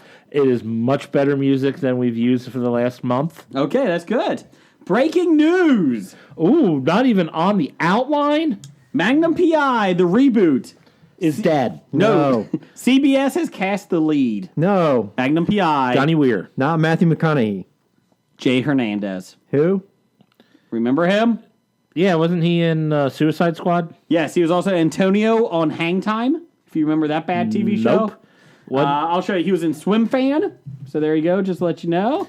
He was also in, what was that? the baseball movie, The Rookie. There you go. He was one of the high school yes, kids. he was. So Jay Hernandez is the new Magnum PI. Is he the fire guy? And Yes. El Diablo? Yeah, he was or- El Diablo.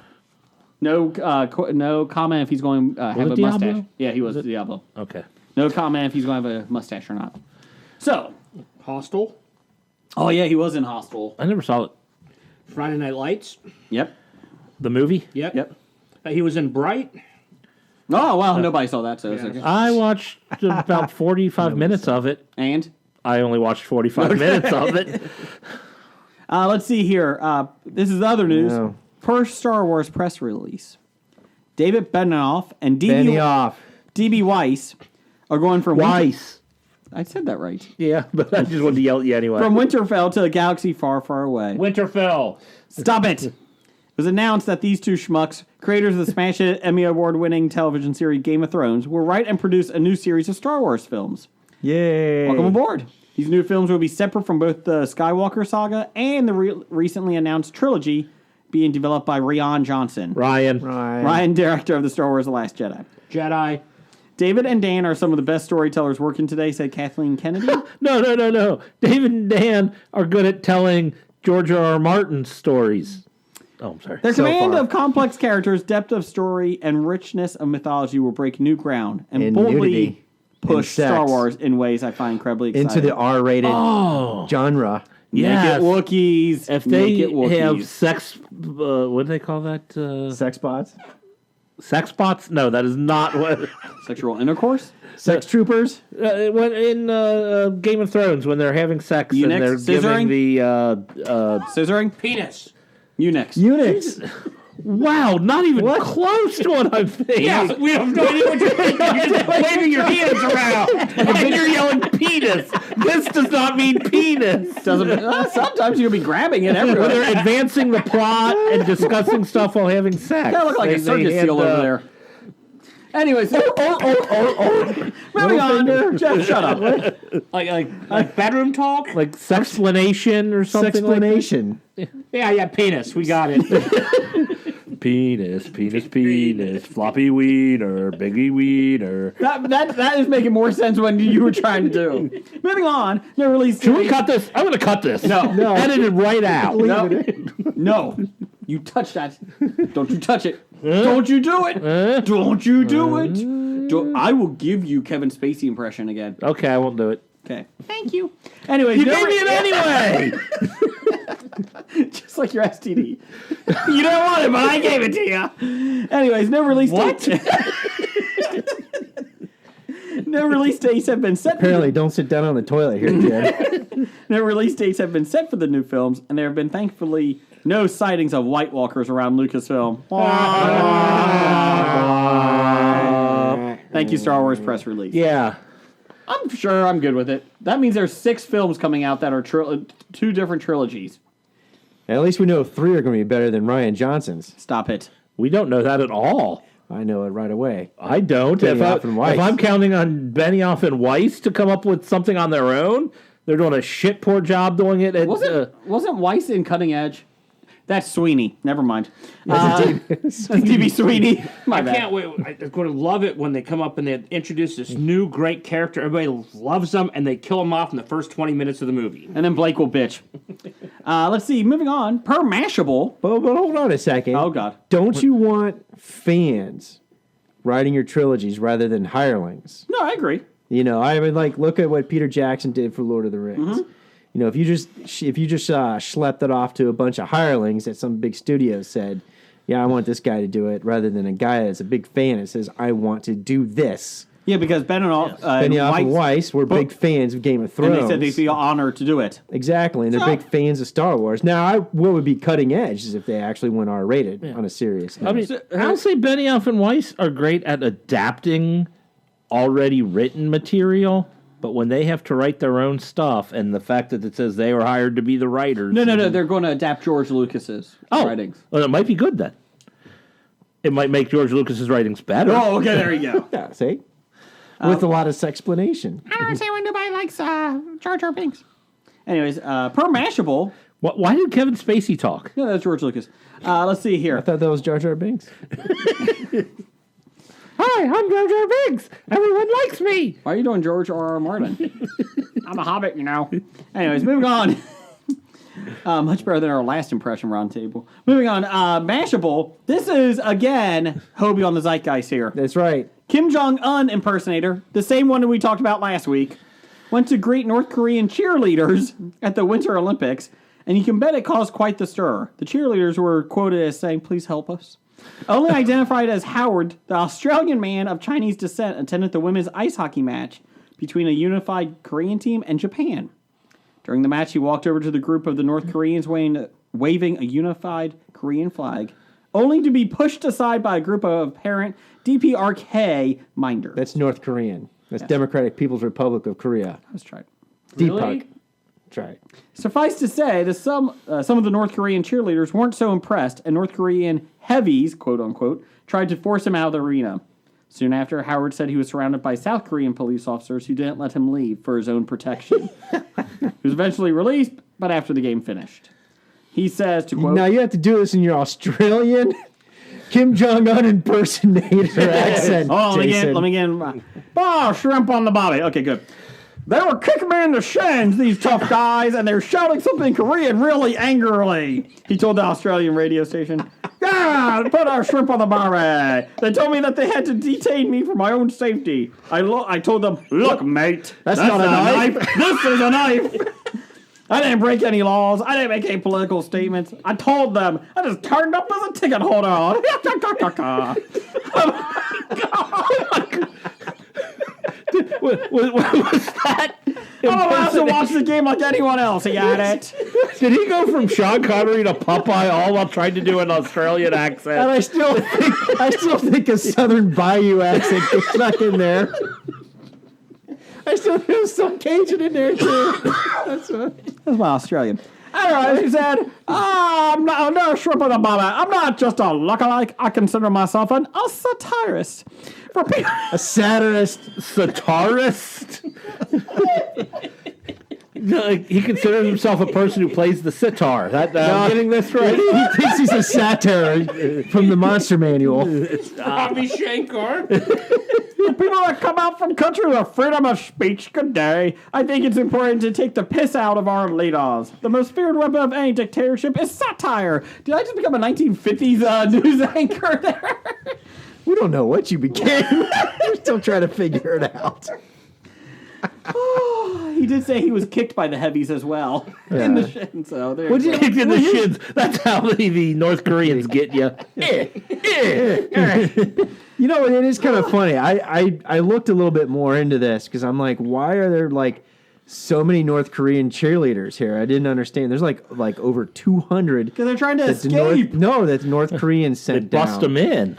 Yeah, and apparently this is on purpose. This was intentionally done to have North Korea send large contingents of people south of the demilitarized zone into the Olympics to deter the North Koreans from doing something stupid to the Olympics.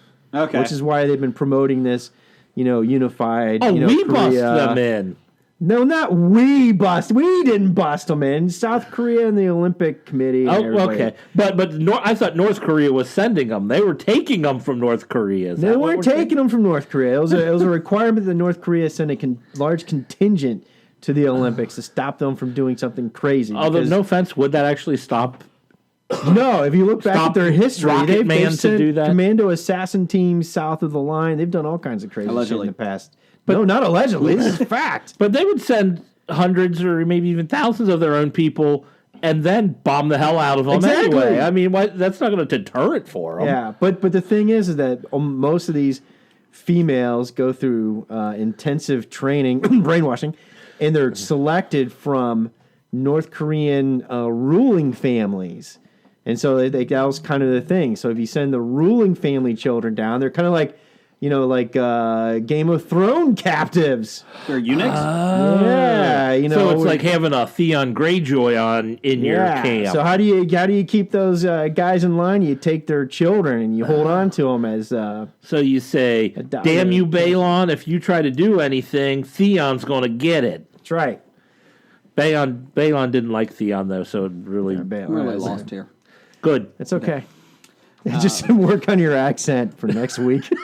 Great I accent. think it was fine. If you were trying to do God knows what.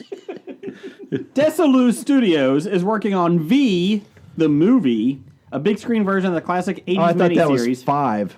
No, not 5. The 80s miniseries that led to a sequel, a prequel, and 2 different TV series in 85 and 2009. The 2009 was not good. Oh, I was going to say 2009 was great. 85 was terrible. 85's TV series was bad. Yeah. 2009 show was great. I was disappointed I didn't even get when it into was that. canceled. Kenneth Johnson, who created the original project and is his only cash cow, will be writing and directing. Try it again. We got Kenneth Johnson on line 7. Oh God, he's going to pitch the V movie, is it? No, he said that it isn't. It isn't. He said something different. It's called 5, Roman numeral 5. Okay, send him on in. Hi Ken, how you doing? Yeah, I got this idea about aliens attacking. Yes, we know. It's called V. No. Here's the twist. It's 5. It's called Roman numeral 5. See, the twist is they're lizards. No, I think that happened the last 2 times. No, it's not. It's totally different. Okay, no. They're lizards in human costumes. I think, Ken, that happened last time, right? No. We had them in different costumes last time. They were actually hamsters. So anyways, Ken Johnson is writing it and directing it, and I'm sure that's going to be an awesome film in the next 6 years. It's called Persistence. Yes. What the hell is Desilu Studios? Desi Arnaz and Lucille Ball's studio. Oh, what have they done? V the movie. And I Love Lucy. And 5 the movie? And Roman numeral 5. This is Blake's favorite news article of the week. Let's wrap it up here. Yeah. Per Business Insider. And I like the fact that this is in Business Yes. Insider. Yeah. 50 Shades Freed. Yay. Includes a lot of sex scenes. Really? Not one with the butt plug, though. Including a rather ridiculous one involving ice cream. But the making what of flavor? them sounds vanilla. Oh. But the making of them sounds like they were anything but sexy. He puts vanilla in her Hoo-ha? yes. And eats it out. And it becomes not vanilla. Well, here's the issue. It melts? They had to do a public service announcement advising people not to do this. No, it doesn't sound sanitary. Because it can lead to yeast infections. And this is the world we live in, that we're asking people not to put ice cream in their vaginas and not to eat Tide Wait, Pods. hold on. Did Dakota Johnson actually have her hoo-ha filled I with don't vanilla know. ice cream? I don't know. Oh, read on, Jason. To quote, You have to do this in your best Dakota Johnson voice. I had these sort of strapless thongs that had glue on them. It's not glue, but it's sticky. It's sticky. Dakota Johnson told Mary Claire She said it was sticky. about filming scenes with co-star Jamie Dornan. They're like basically if it were a nipple pasty, but underwear. The thongs needed to be glued on in order to make sure the actress was covered. It would also come off because the adhesive would wear out. So then they would super glue it to my body so it wouldn't fall off. And I would wear 2 of them. It's not painful. I mean, it's barely anything. I guess you have some sense of being covered. It's fucking bizarre. She said, fucking bizarre. Oh. I must to continue. I've got a different one because I have her saying it's king. King. Baking. King. King. During a recent appearance on ABC's Jimmy Kimmel Live, Doran said he had to cover his junk with a bag while filming. He said bag. I was thinking paper bag. I'm like, what the hell production company is this? It's a grocery bag. We'll go on and read. Continue reading. Do your Jamie Was it a Dornan baguette By impression. Jamie Doran? I think he's from England. Yeah. Okay. Hey, mate. Nope. Go on. Well, there was a selection of them for me, and I picked one. No, I can't do it. Anyways, I sort of picked one that I liked the look of, or whatever the shape of. Shape up. I picked it up, and in the seam it said, inmate number 3. He said it was like sewed into it, and I was like, fuck. This has been used before. And then when you picture the guy playing inmate number 3 in a movie in your head, it's not sexy. Can I get a new one? You know, fuck it. I'm not wearing it. I'm just good. Well, see, when I first started reading it, I'm like, inmate number 3. I thought it was sewn by inmate number 3. That was my thought. Sewn and originally. inspected. So there you go. Kind of like the underwear they make in Orange is the New Black. Yes.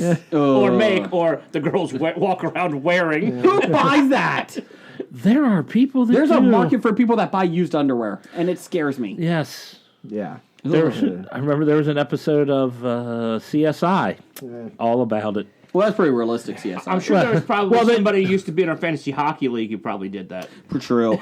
This week's news. That was before I joined the hockey league. This week's News of the Geek was sponsored by Prison Underwear. If you need to go and see some stinky incarcerated underwear, come Ask to Prison. for inmate number 3. That's right. $19.99. Takes 6 to 8 weeks to get shipped to. Anyways, there's your News of the Geek. Life is a mystery. Confusion is all around us. The truth is out there, but you won't find it here. Maybe it was the ghost of an alien that worked for the government. You know, you remove the alien anal probe out of the story, and it probably wasn't this guy's worst Saturday night. Welcome to Hysteria 51, a weekly oddcast of conspiracy theories, mysteries, and the unexplained. All viewed through skeptical eyes and the blurry lens of a beer bottle. Listen to Brent and John make sense of it all each week by subscribing. Find us on iTunes by searching Hysteria 51 or anywhere else fine podcasts are sold. Jeff, what are you doing September 14th through 16th? I'm going to the Cincinnati Comic Expo. You know who else is going there? Jamie Lannister. Woohoo! I don't know Game of Thrones, but it's a pretty big name. Maria Hill will be there too. Yes, Colby Smulders. So you're a big Game of Thrones fan. I am. Are you excited to see Jamie Lannister? I am. If the line's not too long, I kind of would like to get a little autograph action there. Unfortunately, you have a restraining order. But besides that, yes, so September 14th through the 16th at the Duke Energy Convention Center in Cincinnati, Ohio. Hobie will be there. That's a big one. Along with Jamie Lannister, Maria Hill, and lots more. Go to CincinnatiComicExpo.com. They are starting to announce the guest artists, writers of comic books. We got novelists. I think that's the word, right? Novelists? People who write novels. There you go. And lots of movie and TV stars that will be announced soon. So CincinnatiComicExpo.com and get your ticket now. It's time for Box Office Bombs. All right, box office bombs. Early Man made $3.5 million in its opening weekend on a $50 million budget. It looked bad. What the fuck is Early Man again? That's the Wallace and Gromit. Oh, yes. Wallace and Gromit Caveman. Nick Park.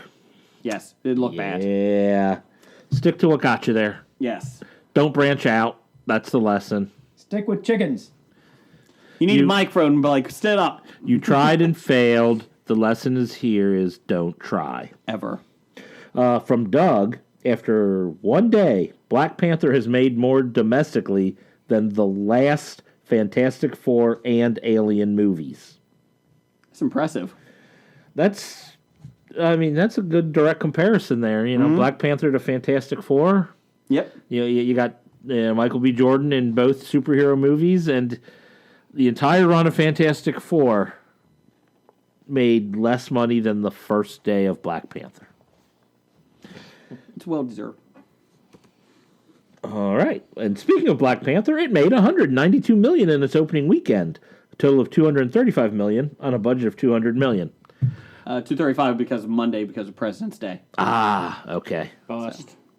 What a bust, jeez. So President's Day isn't actually counted in the weekend. Correct. It's Friday, Saturday, Sunday. Oh, I thought they counted holiday weekends. They do, but I holiday. didn't. Oh, I just did the 3-day weekend. I thought maybe it was like just pre-sales for future days or something. No, so it made another between Thursday night. Yeah, it made and another Monday. 40 some odd million. Yeah, between Thursday night and Monday. Wow. All right. Peter Rabbit made $17.5 million, a total of $48 million on a budget of $50 million. Okay, let me have a talk with America here. I know there are dark times sometimes. This might be the darkest. What the fuck are you doing, America? Stop it. Peter Rabbit is now going to be profitable. Stop it. Do you not know? Have you not learned from the Emoji Movie? God. I mean, they're making a second Boss Baby because of you people. Stop it. Just stop it. I have kids. I know. I don't take them to see Emoji Movie. I don't take them to see Peter Rabbit. I didn't take them to see Boss Baby. I can't wait for the sequel. It's going to be Medea's Peter Rabbit. Oh, I can't wait. Cannot wait. So excited. Stop it, people. Stop it.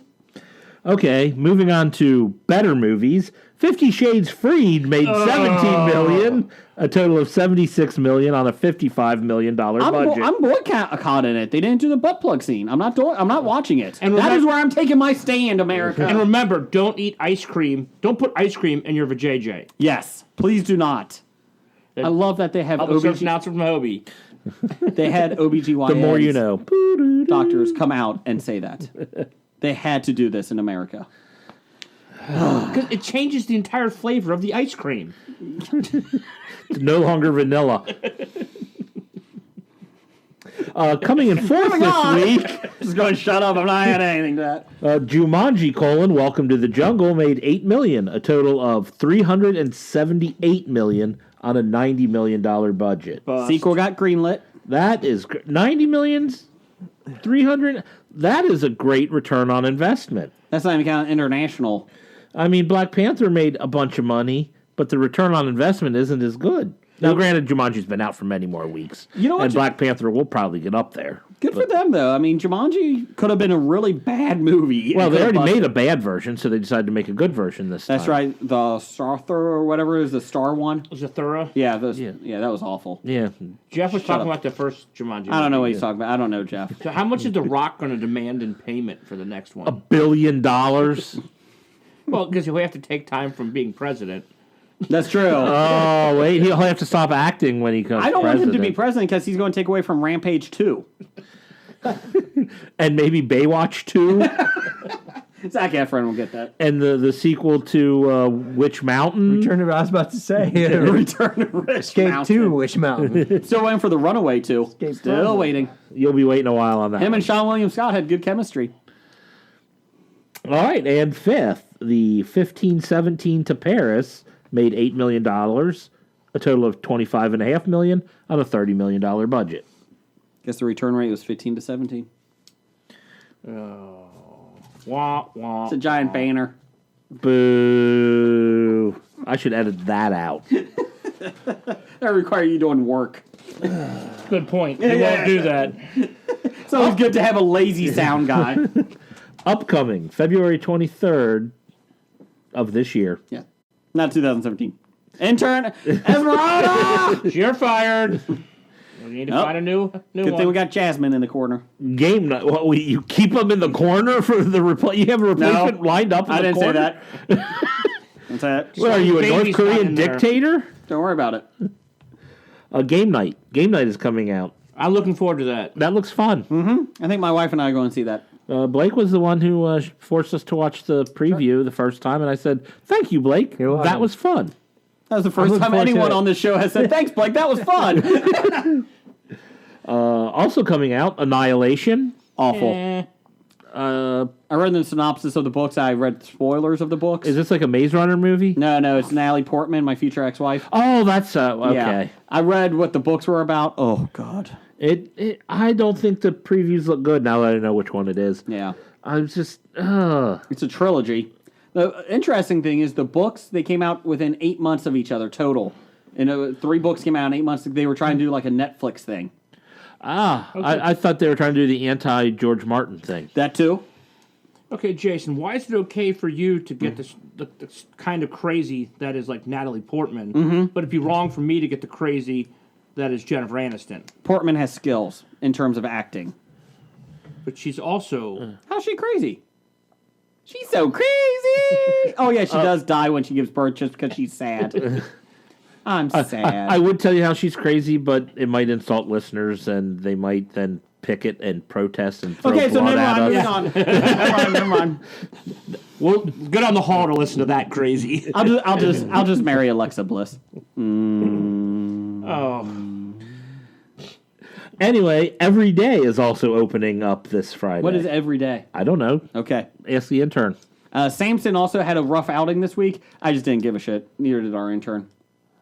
Samson was. Oh yeah, That came out this past Yeah, week. box office bombs. Samson. Yeah, there you go. Yeah, it opened. Yeah. Every day. Every day is about a biologist that goes to a biological disaster site and everything violates the laws of That's an principle, annihilation. environment, whatever. That's an annihilation. That actually sounds. That's Annihilation. Oh no! Every day, sorry. Every day is a 16-year-old girl falls in love with a character named A, but the problem is A inhabits a different body every day. So every day they're trying to find each other again. That actually looked fairly enjoyable when I saw the. It's like preview. Body Snatchers meets 50 Days a Night, 50 First And Dates. Groundhog Day. And Groundhog Day, yeah. Yeah, but that would be the Does she weirdest. relive the same day over, or she just has to find him again? No, it's every Every day day is in a it's different body. I get So- that, but it's not the same day over and over. No. Okay. So the one person when they realize they love this person, but like every day, yeah, it looks intriguing. Will I see it in a theater? It's based on a novel that apparently was pretty popular. So was The Astronaut's Wife, but they hated that movie too. Was that Halle Berry? No, Oh, that was Charlize, wasn't it? I don't even remember. Okay, moving on. Let's do buy, sell, Jeff, whoever your name is. Whatever my name is. We're buying, selling the stock here, people. And we've got prices from the Hollywood Stock Exchange. We got Chadwick Boseman.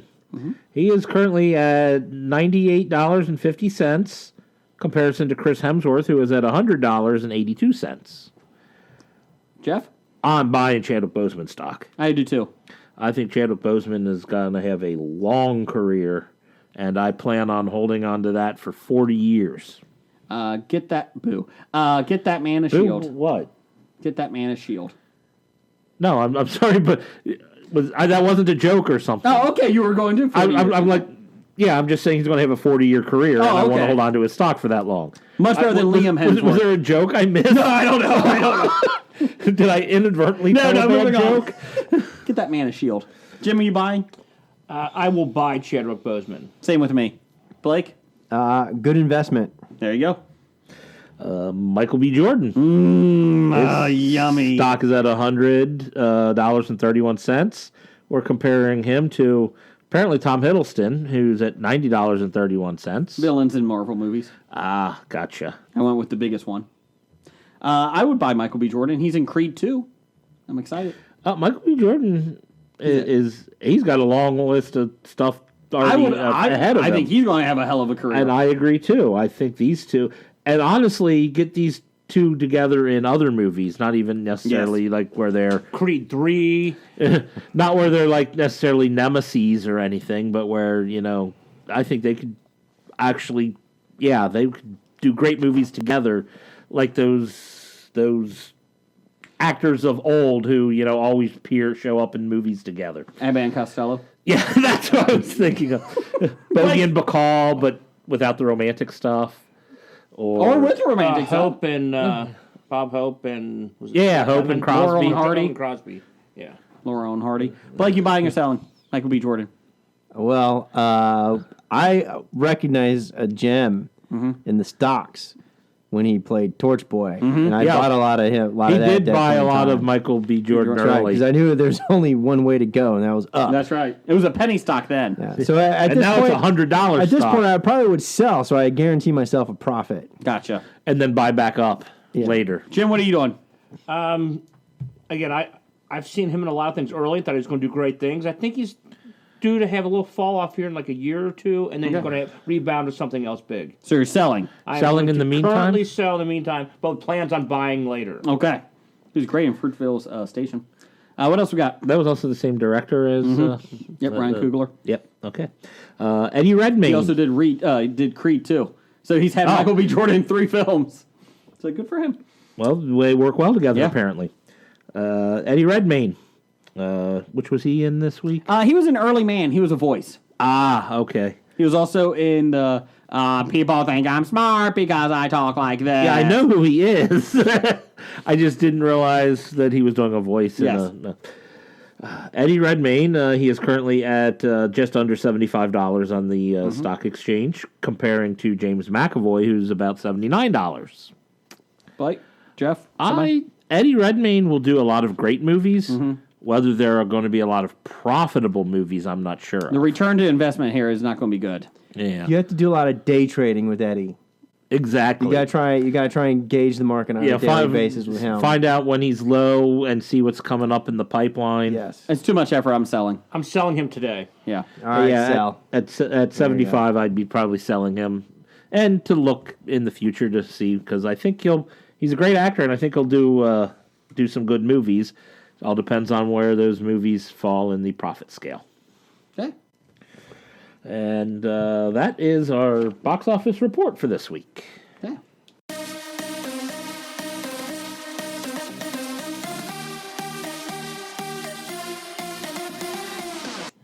All right, that music makes me think it's time for Fergie to start singing. My homes, my lovely, lovely. DJ Khaled! All I want for Christmas Sorry for deafening everyone out there. is you. Which one's his microphone I can unplug? Anyways, moving on. What we got? Let's see. Top 5 this week. Our top 5 favorite opening scenes in film. Ooh. So we're going out there for those moving pictures. Talkies, you see? Yeah, They don't have to be talkies. talkies, Oh, sorry. but all mine are. Okay. Blake, start us off. What's your number 5? Oh man, my number 5. It's an oldie but goodie, movie. Starts out with some old Simon and Garfunkel. It's Sounds of Silence. The Graduate. Yes. Never seen it. You've never seen it? I honestly don't remember how it starts. Let me just say one word to you: plastics.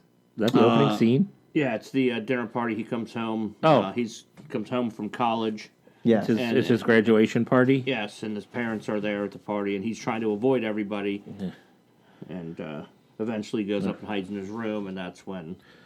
That was all that early in the movie? For some reason, I thought things happened before that. No, he becomes an annoying stalker later in the movie. Yes. Jim, what's your number 5? My number 5. It's a comedy. Mm-hmm. Littering and smoking the reefer. The Super Troopers. Good opening. That hooks you in. That lets you know what to expect.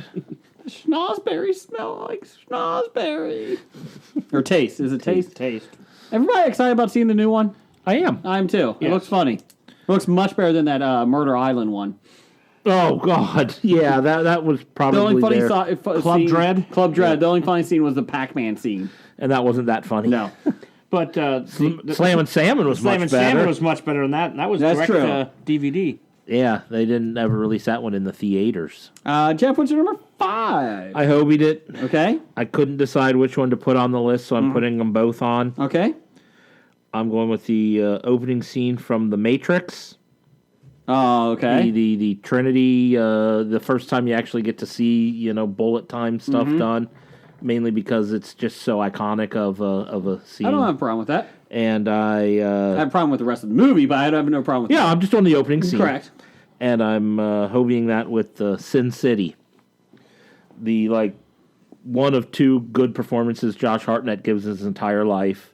The opening assassin on the balcony scene of I Sin thought that City. was when you said Sin City, I was like, that's the only one I could think is the opening.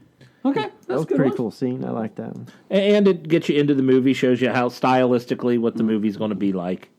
My number 5 is a little bit off. I don't know if a lot of people have seen this movie. I know you guys have heard me talk about it. It's a 13-minute opening between 3 different stories all connected. Magnolia. Oh, I've seen it. I love that I don't remember opening how it scene. opens. Yeah, there's a man murdered by vagrants whose names match the location of the murder. There is a blackjack dealer dying in a freak accident caused by the alcoholic pilot who assaulted him at the casino. And a young man inadvertently being killed by his mother as he attempts to commit suicide and falling. So, yeah. So it's fun because... not that they all die, but it's interesting to see, okay, this movie, everybody's going to be connecting, you got to kind of figure out why. Oh, yeah. I have yet to, it's been a long time since I've seen it. It's probably been about 5 years, 6 years. It's a long movie. Yeah. But it's well done. Really well done. Paul Thomas Anderson knows how to to block scenes and visually make interesting scenes. I remember going into that movie not knowing what it was. I was seeing it with my brother who was at the theater at the time, and we had no idea what it was about. And that first opening scene was like, oh, well, okay then. And Tom Cruise gives a hell of a performance for once. What do you mean for once? He's great in all the Mission Impossible movies. No. Especially when he runs. Running. My fourth is I hobied it. Don't worry, nobody's going to have these two. I have Halloween.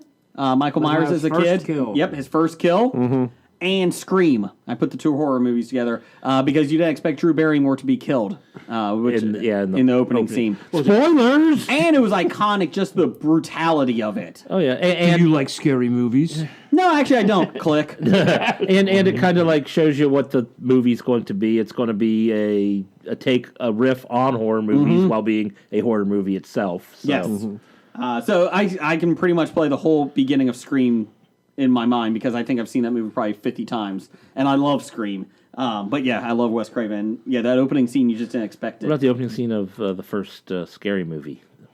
I don't remember that one. No. Anyways, moving on. What's your number 4, Jeff?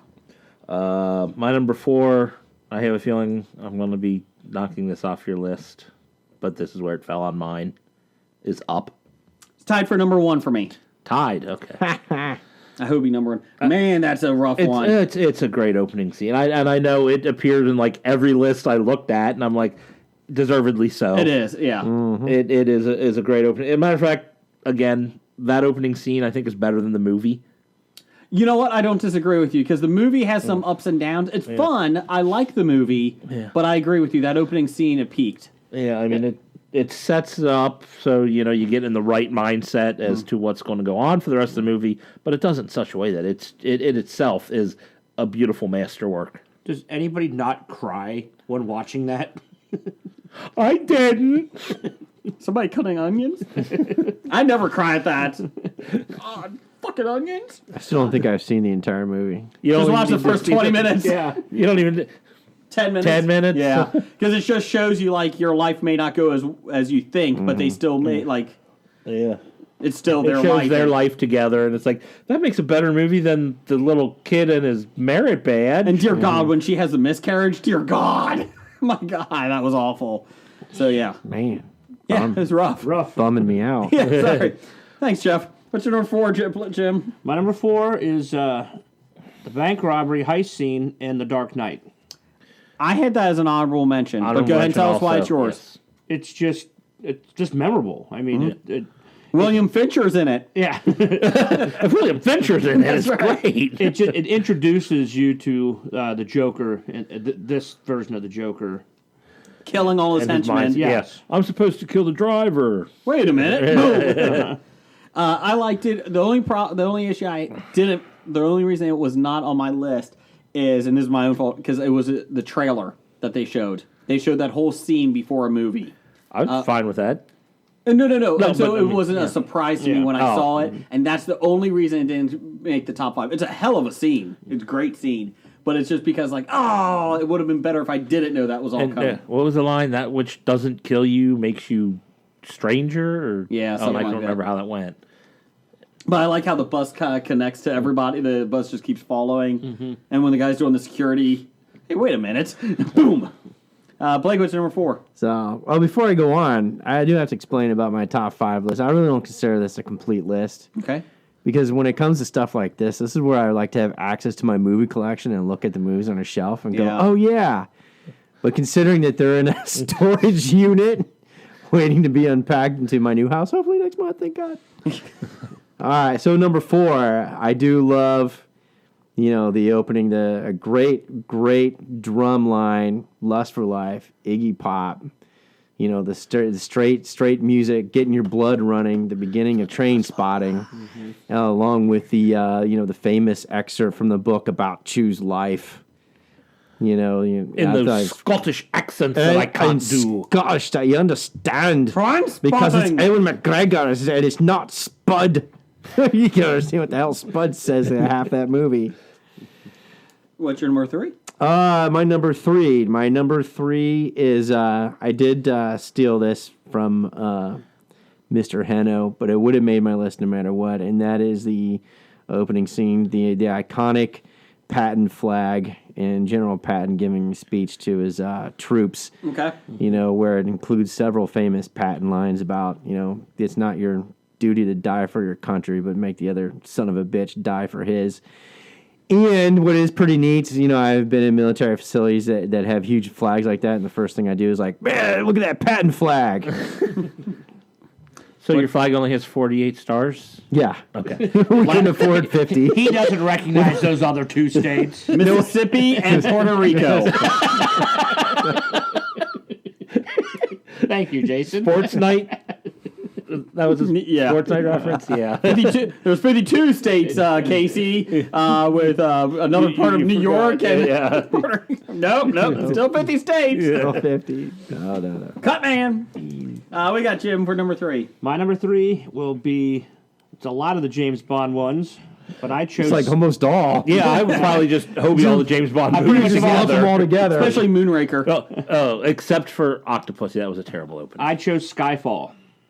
Oh. Okay. With the bike chase. The bicycle chase? Motorbike. Oh, motorbike chase. On top of the roofs in Turkey. And just seeing Daniel Craig even Istanbul. run on some of that, too. Dear God. And it was great. When I saw that movie, I saw a double feature that day in the theater. That was the second one I saw. The first one I saw was Taken 2. Oh. And they have a chase scene on the exact same roofs. I'm watching it. I'm like, I've seen this scene before. Literally an hour ago. It was just Liam Neeson CGI'd on top of the biggest difference was in Taken, it was the climax. In Skyfall, it's the opening. It's actually just Daniel Craig with a Liam Neeson mask. Yeah. They didn't even do CGI. Or they did the mustache off. Anybody? Clark Kent. I don't want to ruin it. Anybody else got James Bond stuff? No.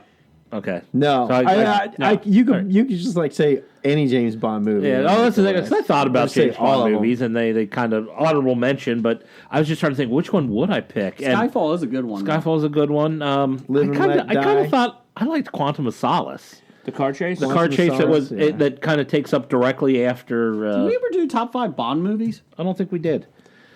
We did bottom 5, I think. Or I just talk about anytime Moonraker's mentioned. Because next week I had an idea for top 5 posters.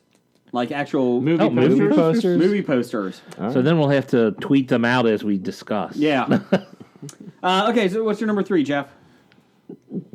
My number 3, and again, in this thing with James Bond, pretty much we can do an entire list of Quentin Tarantino movies. Mm-hmm. I just chose one here to represent because I think it was the best one, and it's Inglourious Bastards. My number 3. It's my number 2. Oh, I figured it was going to be. You guys have good taste today. Yeah. I actually had that as my number 2 Tarantino one, and honorable mention. I think Reservoir Dogs. That them just sitting at the table and Mr. Pink doesn't tip.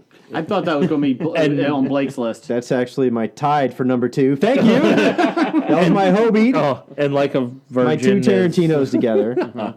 And then Pulp Fiction, the opening scene. Garçon. Garçon means boy. Don't any of you fucking pigs move. This is a robbery. I'll execute every motherfucking last one of you. I thought the Inglourious Bastards is impressive. It was the tension. Yeah, the tension, and he draws it out so nice. Mm-hmm. You got Christoph Waltz excellently playing. Yes, yeah. Not having the rush to it. Mm-hmm. Just slowly. And even after then, it just shoot all the things, and then and it just ends.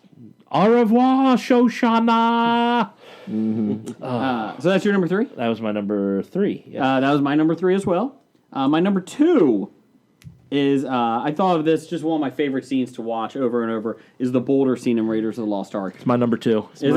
My one of number 1s. Thank you very much. I knew everyone was going to pick it, so I didn't include it. I had it was going to be number 5 just to fuck you guys over. I had to, because anytime I see it in the first opening sequence, I have to stop and watch. Yes. It doesn't matter. When he's running to the plane and they're all chasing it? Yeah, the rest of the movie, I can... move on or whatever. But the whole you have to watch the whole opening scene. Whole opening scene, I'll watch. And part of the reason I watch when I was in school taking my audio video production classes, we did one class where we stripped all the sound from that scene and made our own and put it all back in. And it was just, that was fun to do. And so I remember, and Did you do, it was like 13 minutes. It's like, wow, that is a lot of work. Did you just do yakety sax on? Yeah, we did. Rackety sax as the boulders coming down. Actually, Women with lingerie running around the boulder. We didn't change any of the video. speaking of that sound and removing the sound, have you seen the Dancing in the Streets video with Mick Jagger? Yeah. With the music removed, and then they're just, you just hear them breathing. And the shoe shuffle. That's what he said. We took all the sound. I thought that's where we were getting to it. Raise of the Lost Tongue is a little moving through the streets of the.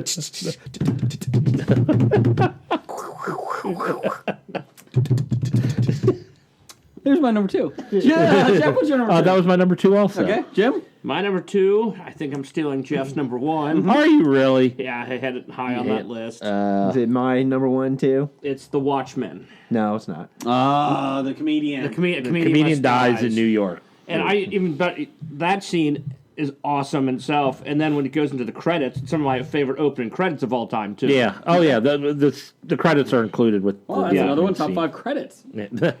So, well, I kind of assumed if the opening scene was the credit scene, I counted that. Yeah, that was just.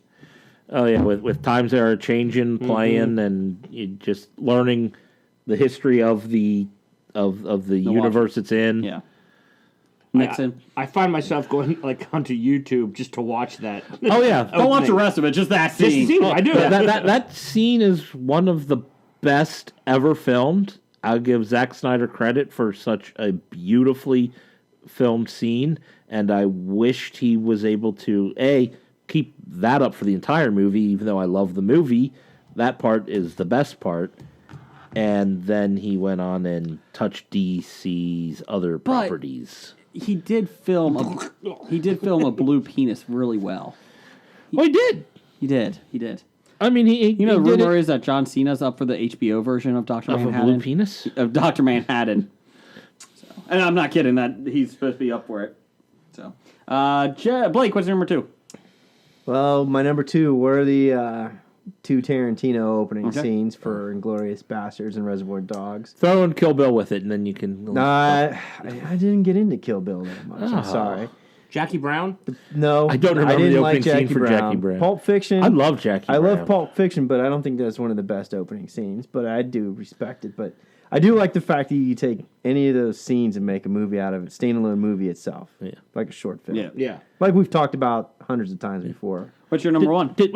As we're talking here, that was his number 1, wasn't it? No, that was number 2. Oh, okay. But as we're talking about Tarantino and Pulp Fiction, does it bother anyone else that, when they do the diner scene at the beginning and then they go back to it later, the words aren't the same? When she jumps up and says, "Don't everybody move, this is a robbery," her lines are different lines from the shown in the beginning. Maybe and it's because It's from somebody else's point of view. Yeah, I was just going to say it's another point of view. I still expect it. It's a questionable narrator. No, it isn't. Unreliable narrator is what it's called. And it isn't. It's just they didn't actually have the words, the script written down. They just said, just yell, and they let. Anyways, what's your number 1, Blake? So outside of all the other scenes, yeah, they're great. Is that what you're trying to say? I'm trying to say the opening scene is great, but it bothers me when the next scene comes up and she... Bothers me that you put yakety sax to Raiders of the Lost Ark, but I'm letting it go, okay? That did not bother you. You were the one that came up with it. Yeah, so my other number 1, the Raiders of the Lost Ark opening scene, and we said yes. My other number 1 was, of course, it's got to be, the initial Star Wars A New Hope scroll, followed by underneath the Destroyer. Star Destroyer and the Rebel ship. Kept that was really blockade cool. runner. Because at the time it was cool, right? Because nobody else had done that kind of thing before. Yeah, pretty much. It was pretty groundbreaking. Oh, it was great. It was like definitely wow, that's cool. And the whole thing's like dun, dun, dun, dun, dun, dun, dun. Something's coming up, and you read the great. I mean, you expect every Star Wars story to begin that way, more or less. Oh, it definitely set a standard. Yeah. And then it leads into, the introduction of Darth Vader. Yeah. That's cool.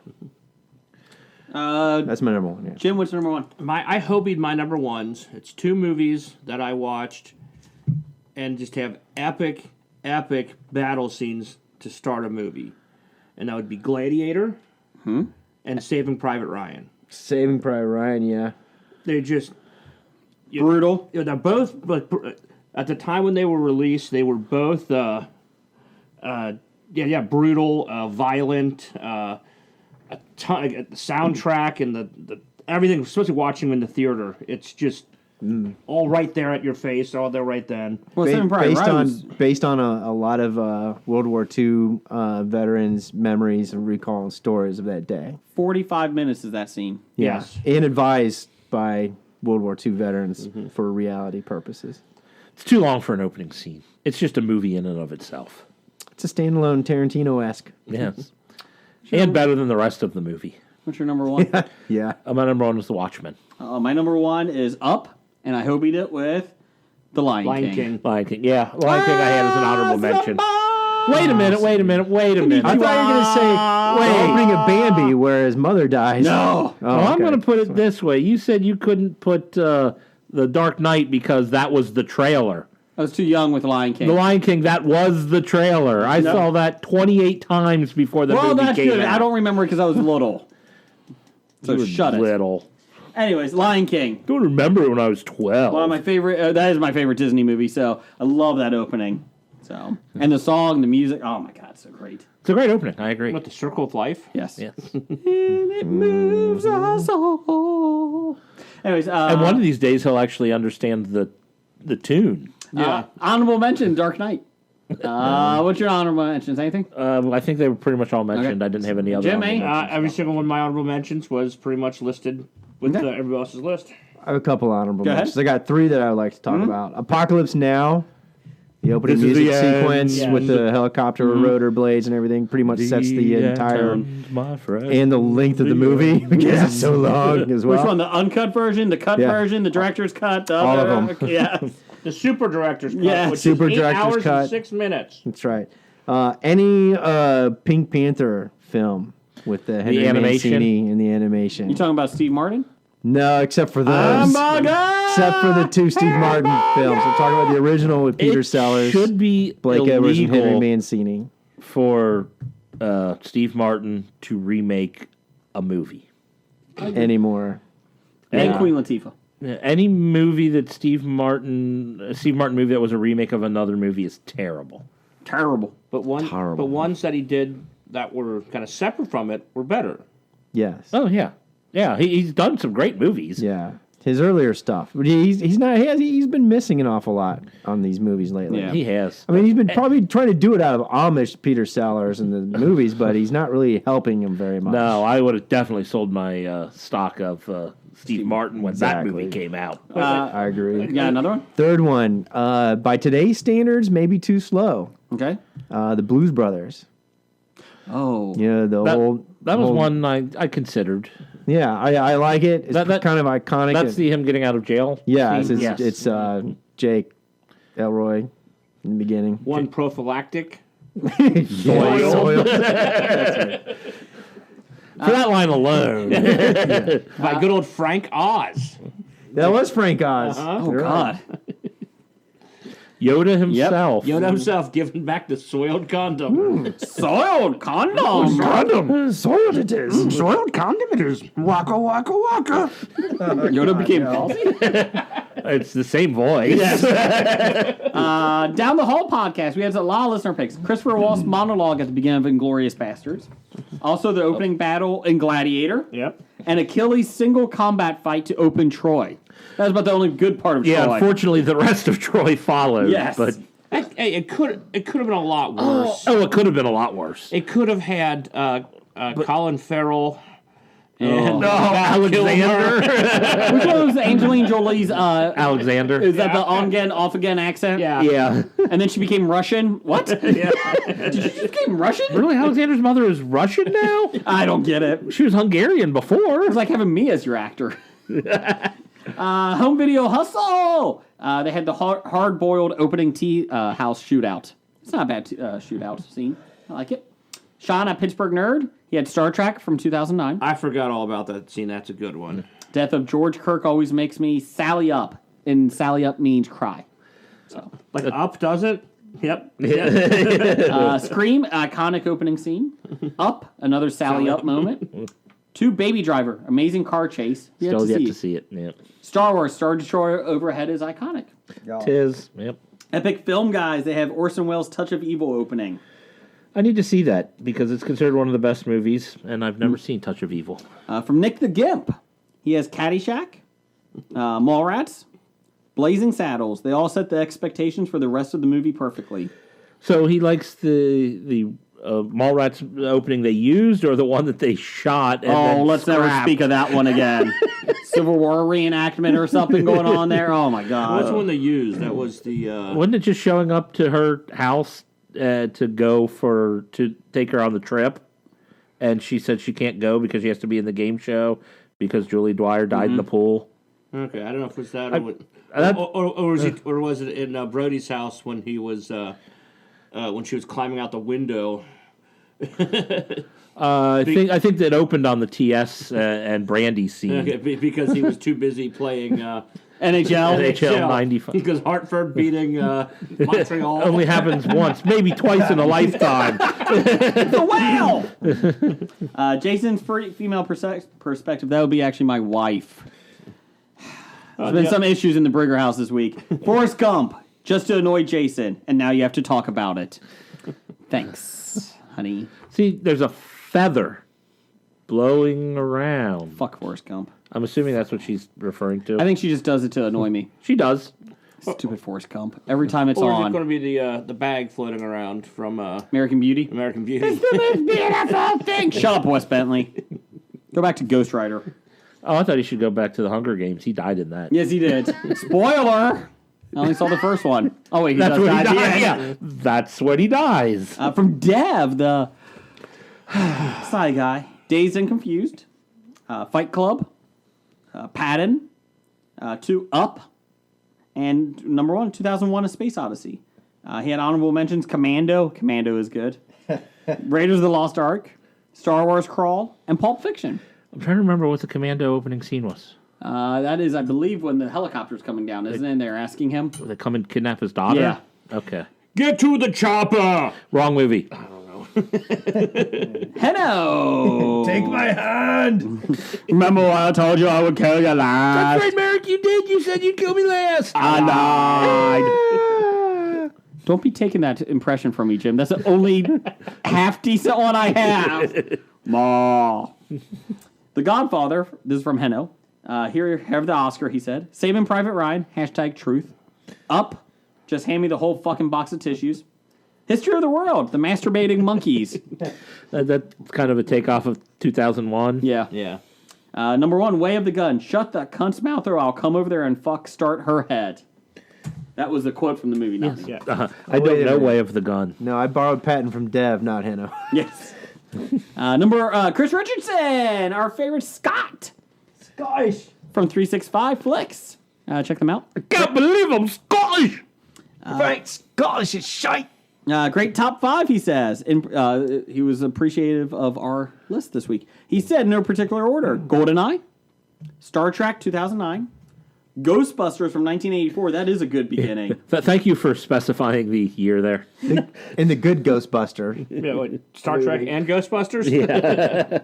Unfortunately, that he does have to, qualify which one it is. And The Fellowship of the Ring and The Lion King. So... Right, the Fellowship of the Ring, that was... It's the voiceover of Galadriel telling the history of the ring. Okay. And also, Randall Holt did send one in tonight. Oh! We've missed you, Randall. We need some questions from you.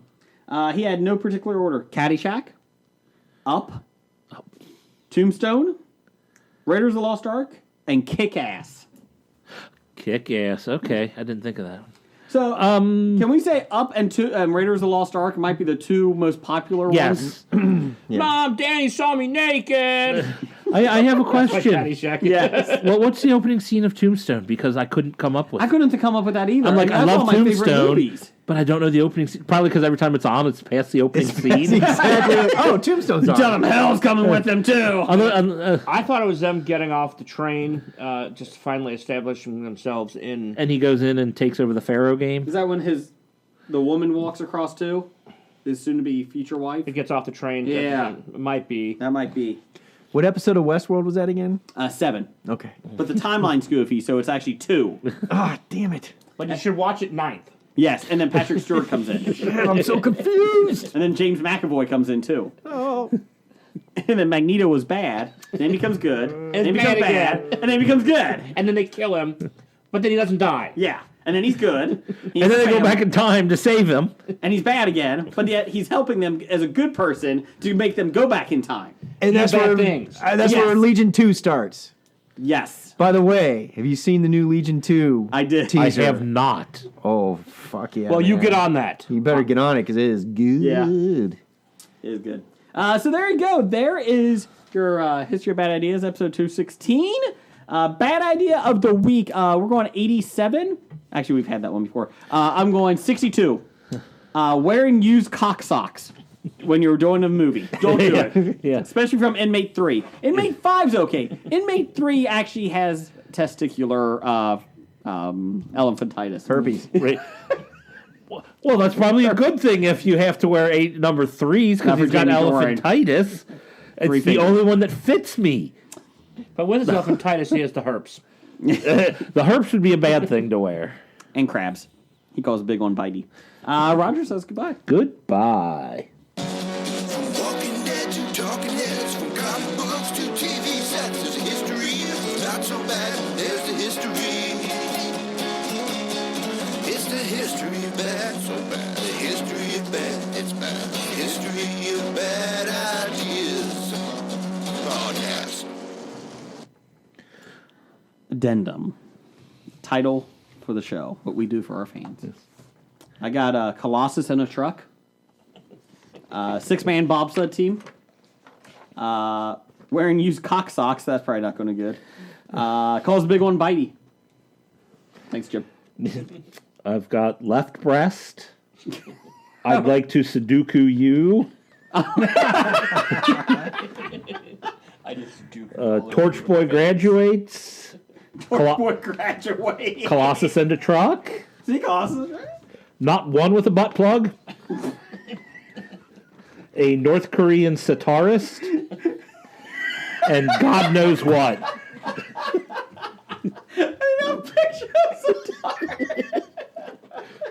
The problem is he doesn't know what a sitarist is because he's going like this. No, You don't play it with a bow. No, it's on his hand. It's on his lap, though, because it's so big. No, if it's in your lap, you play it like this. Okay, that's not right. You're the worst sitarist ever. Oh, that's not a sitar. Look at these forearms. Damn horse. I just get all my information from Colander. Collider!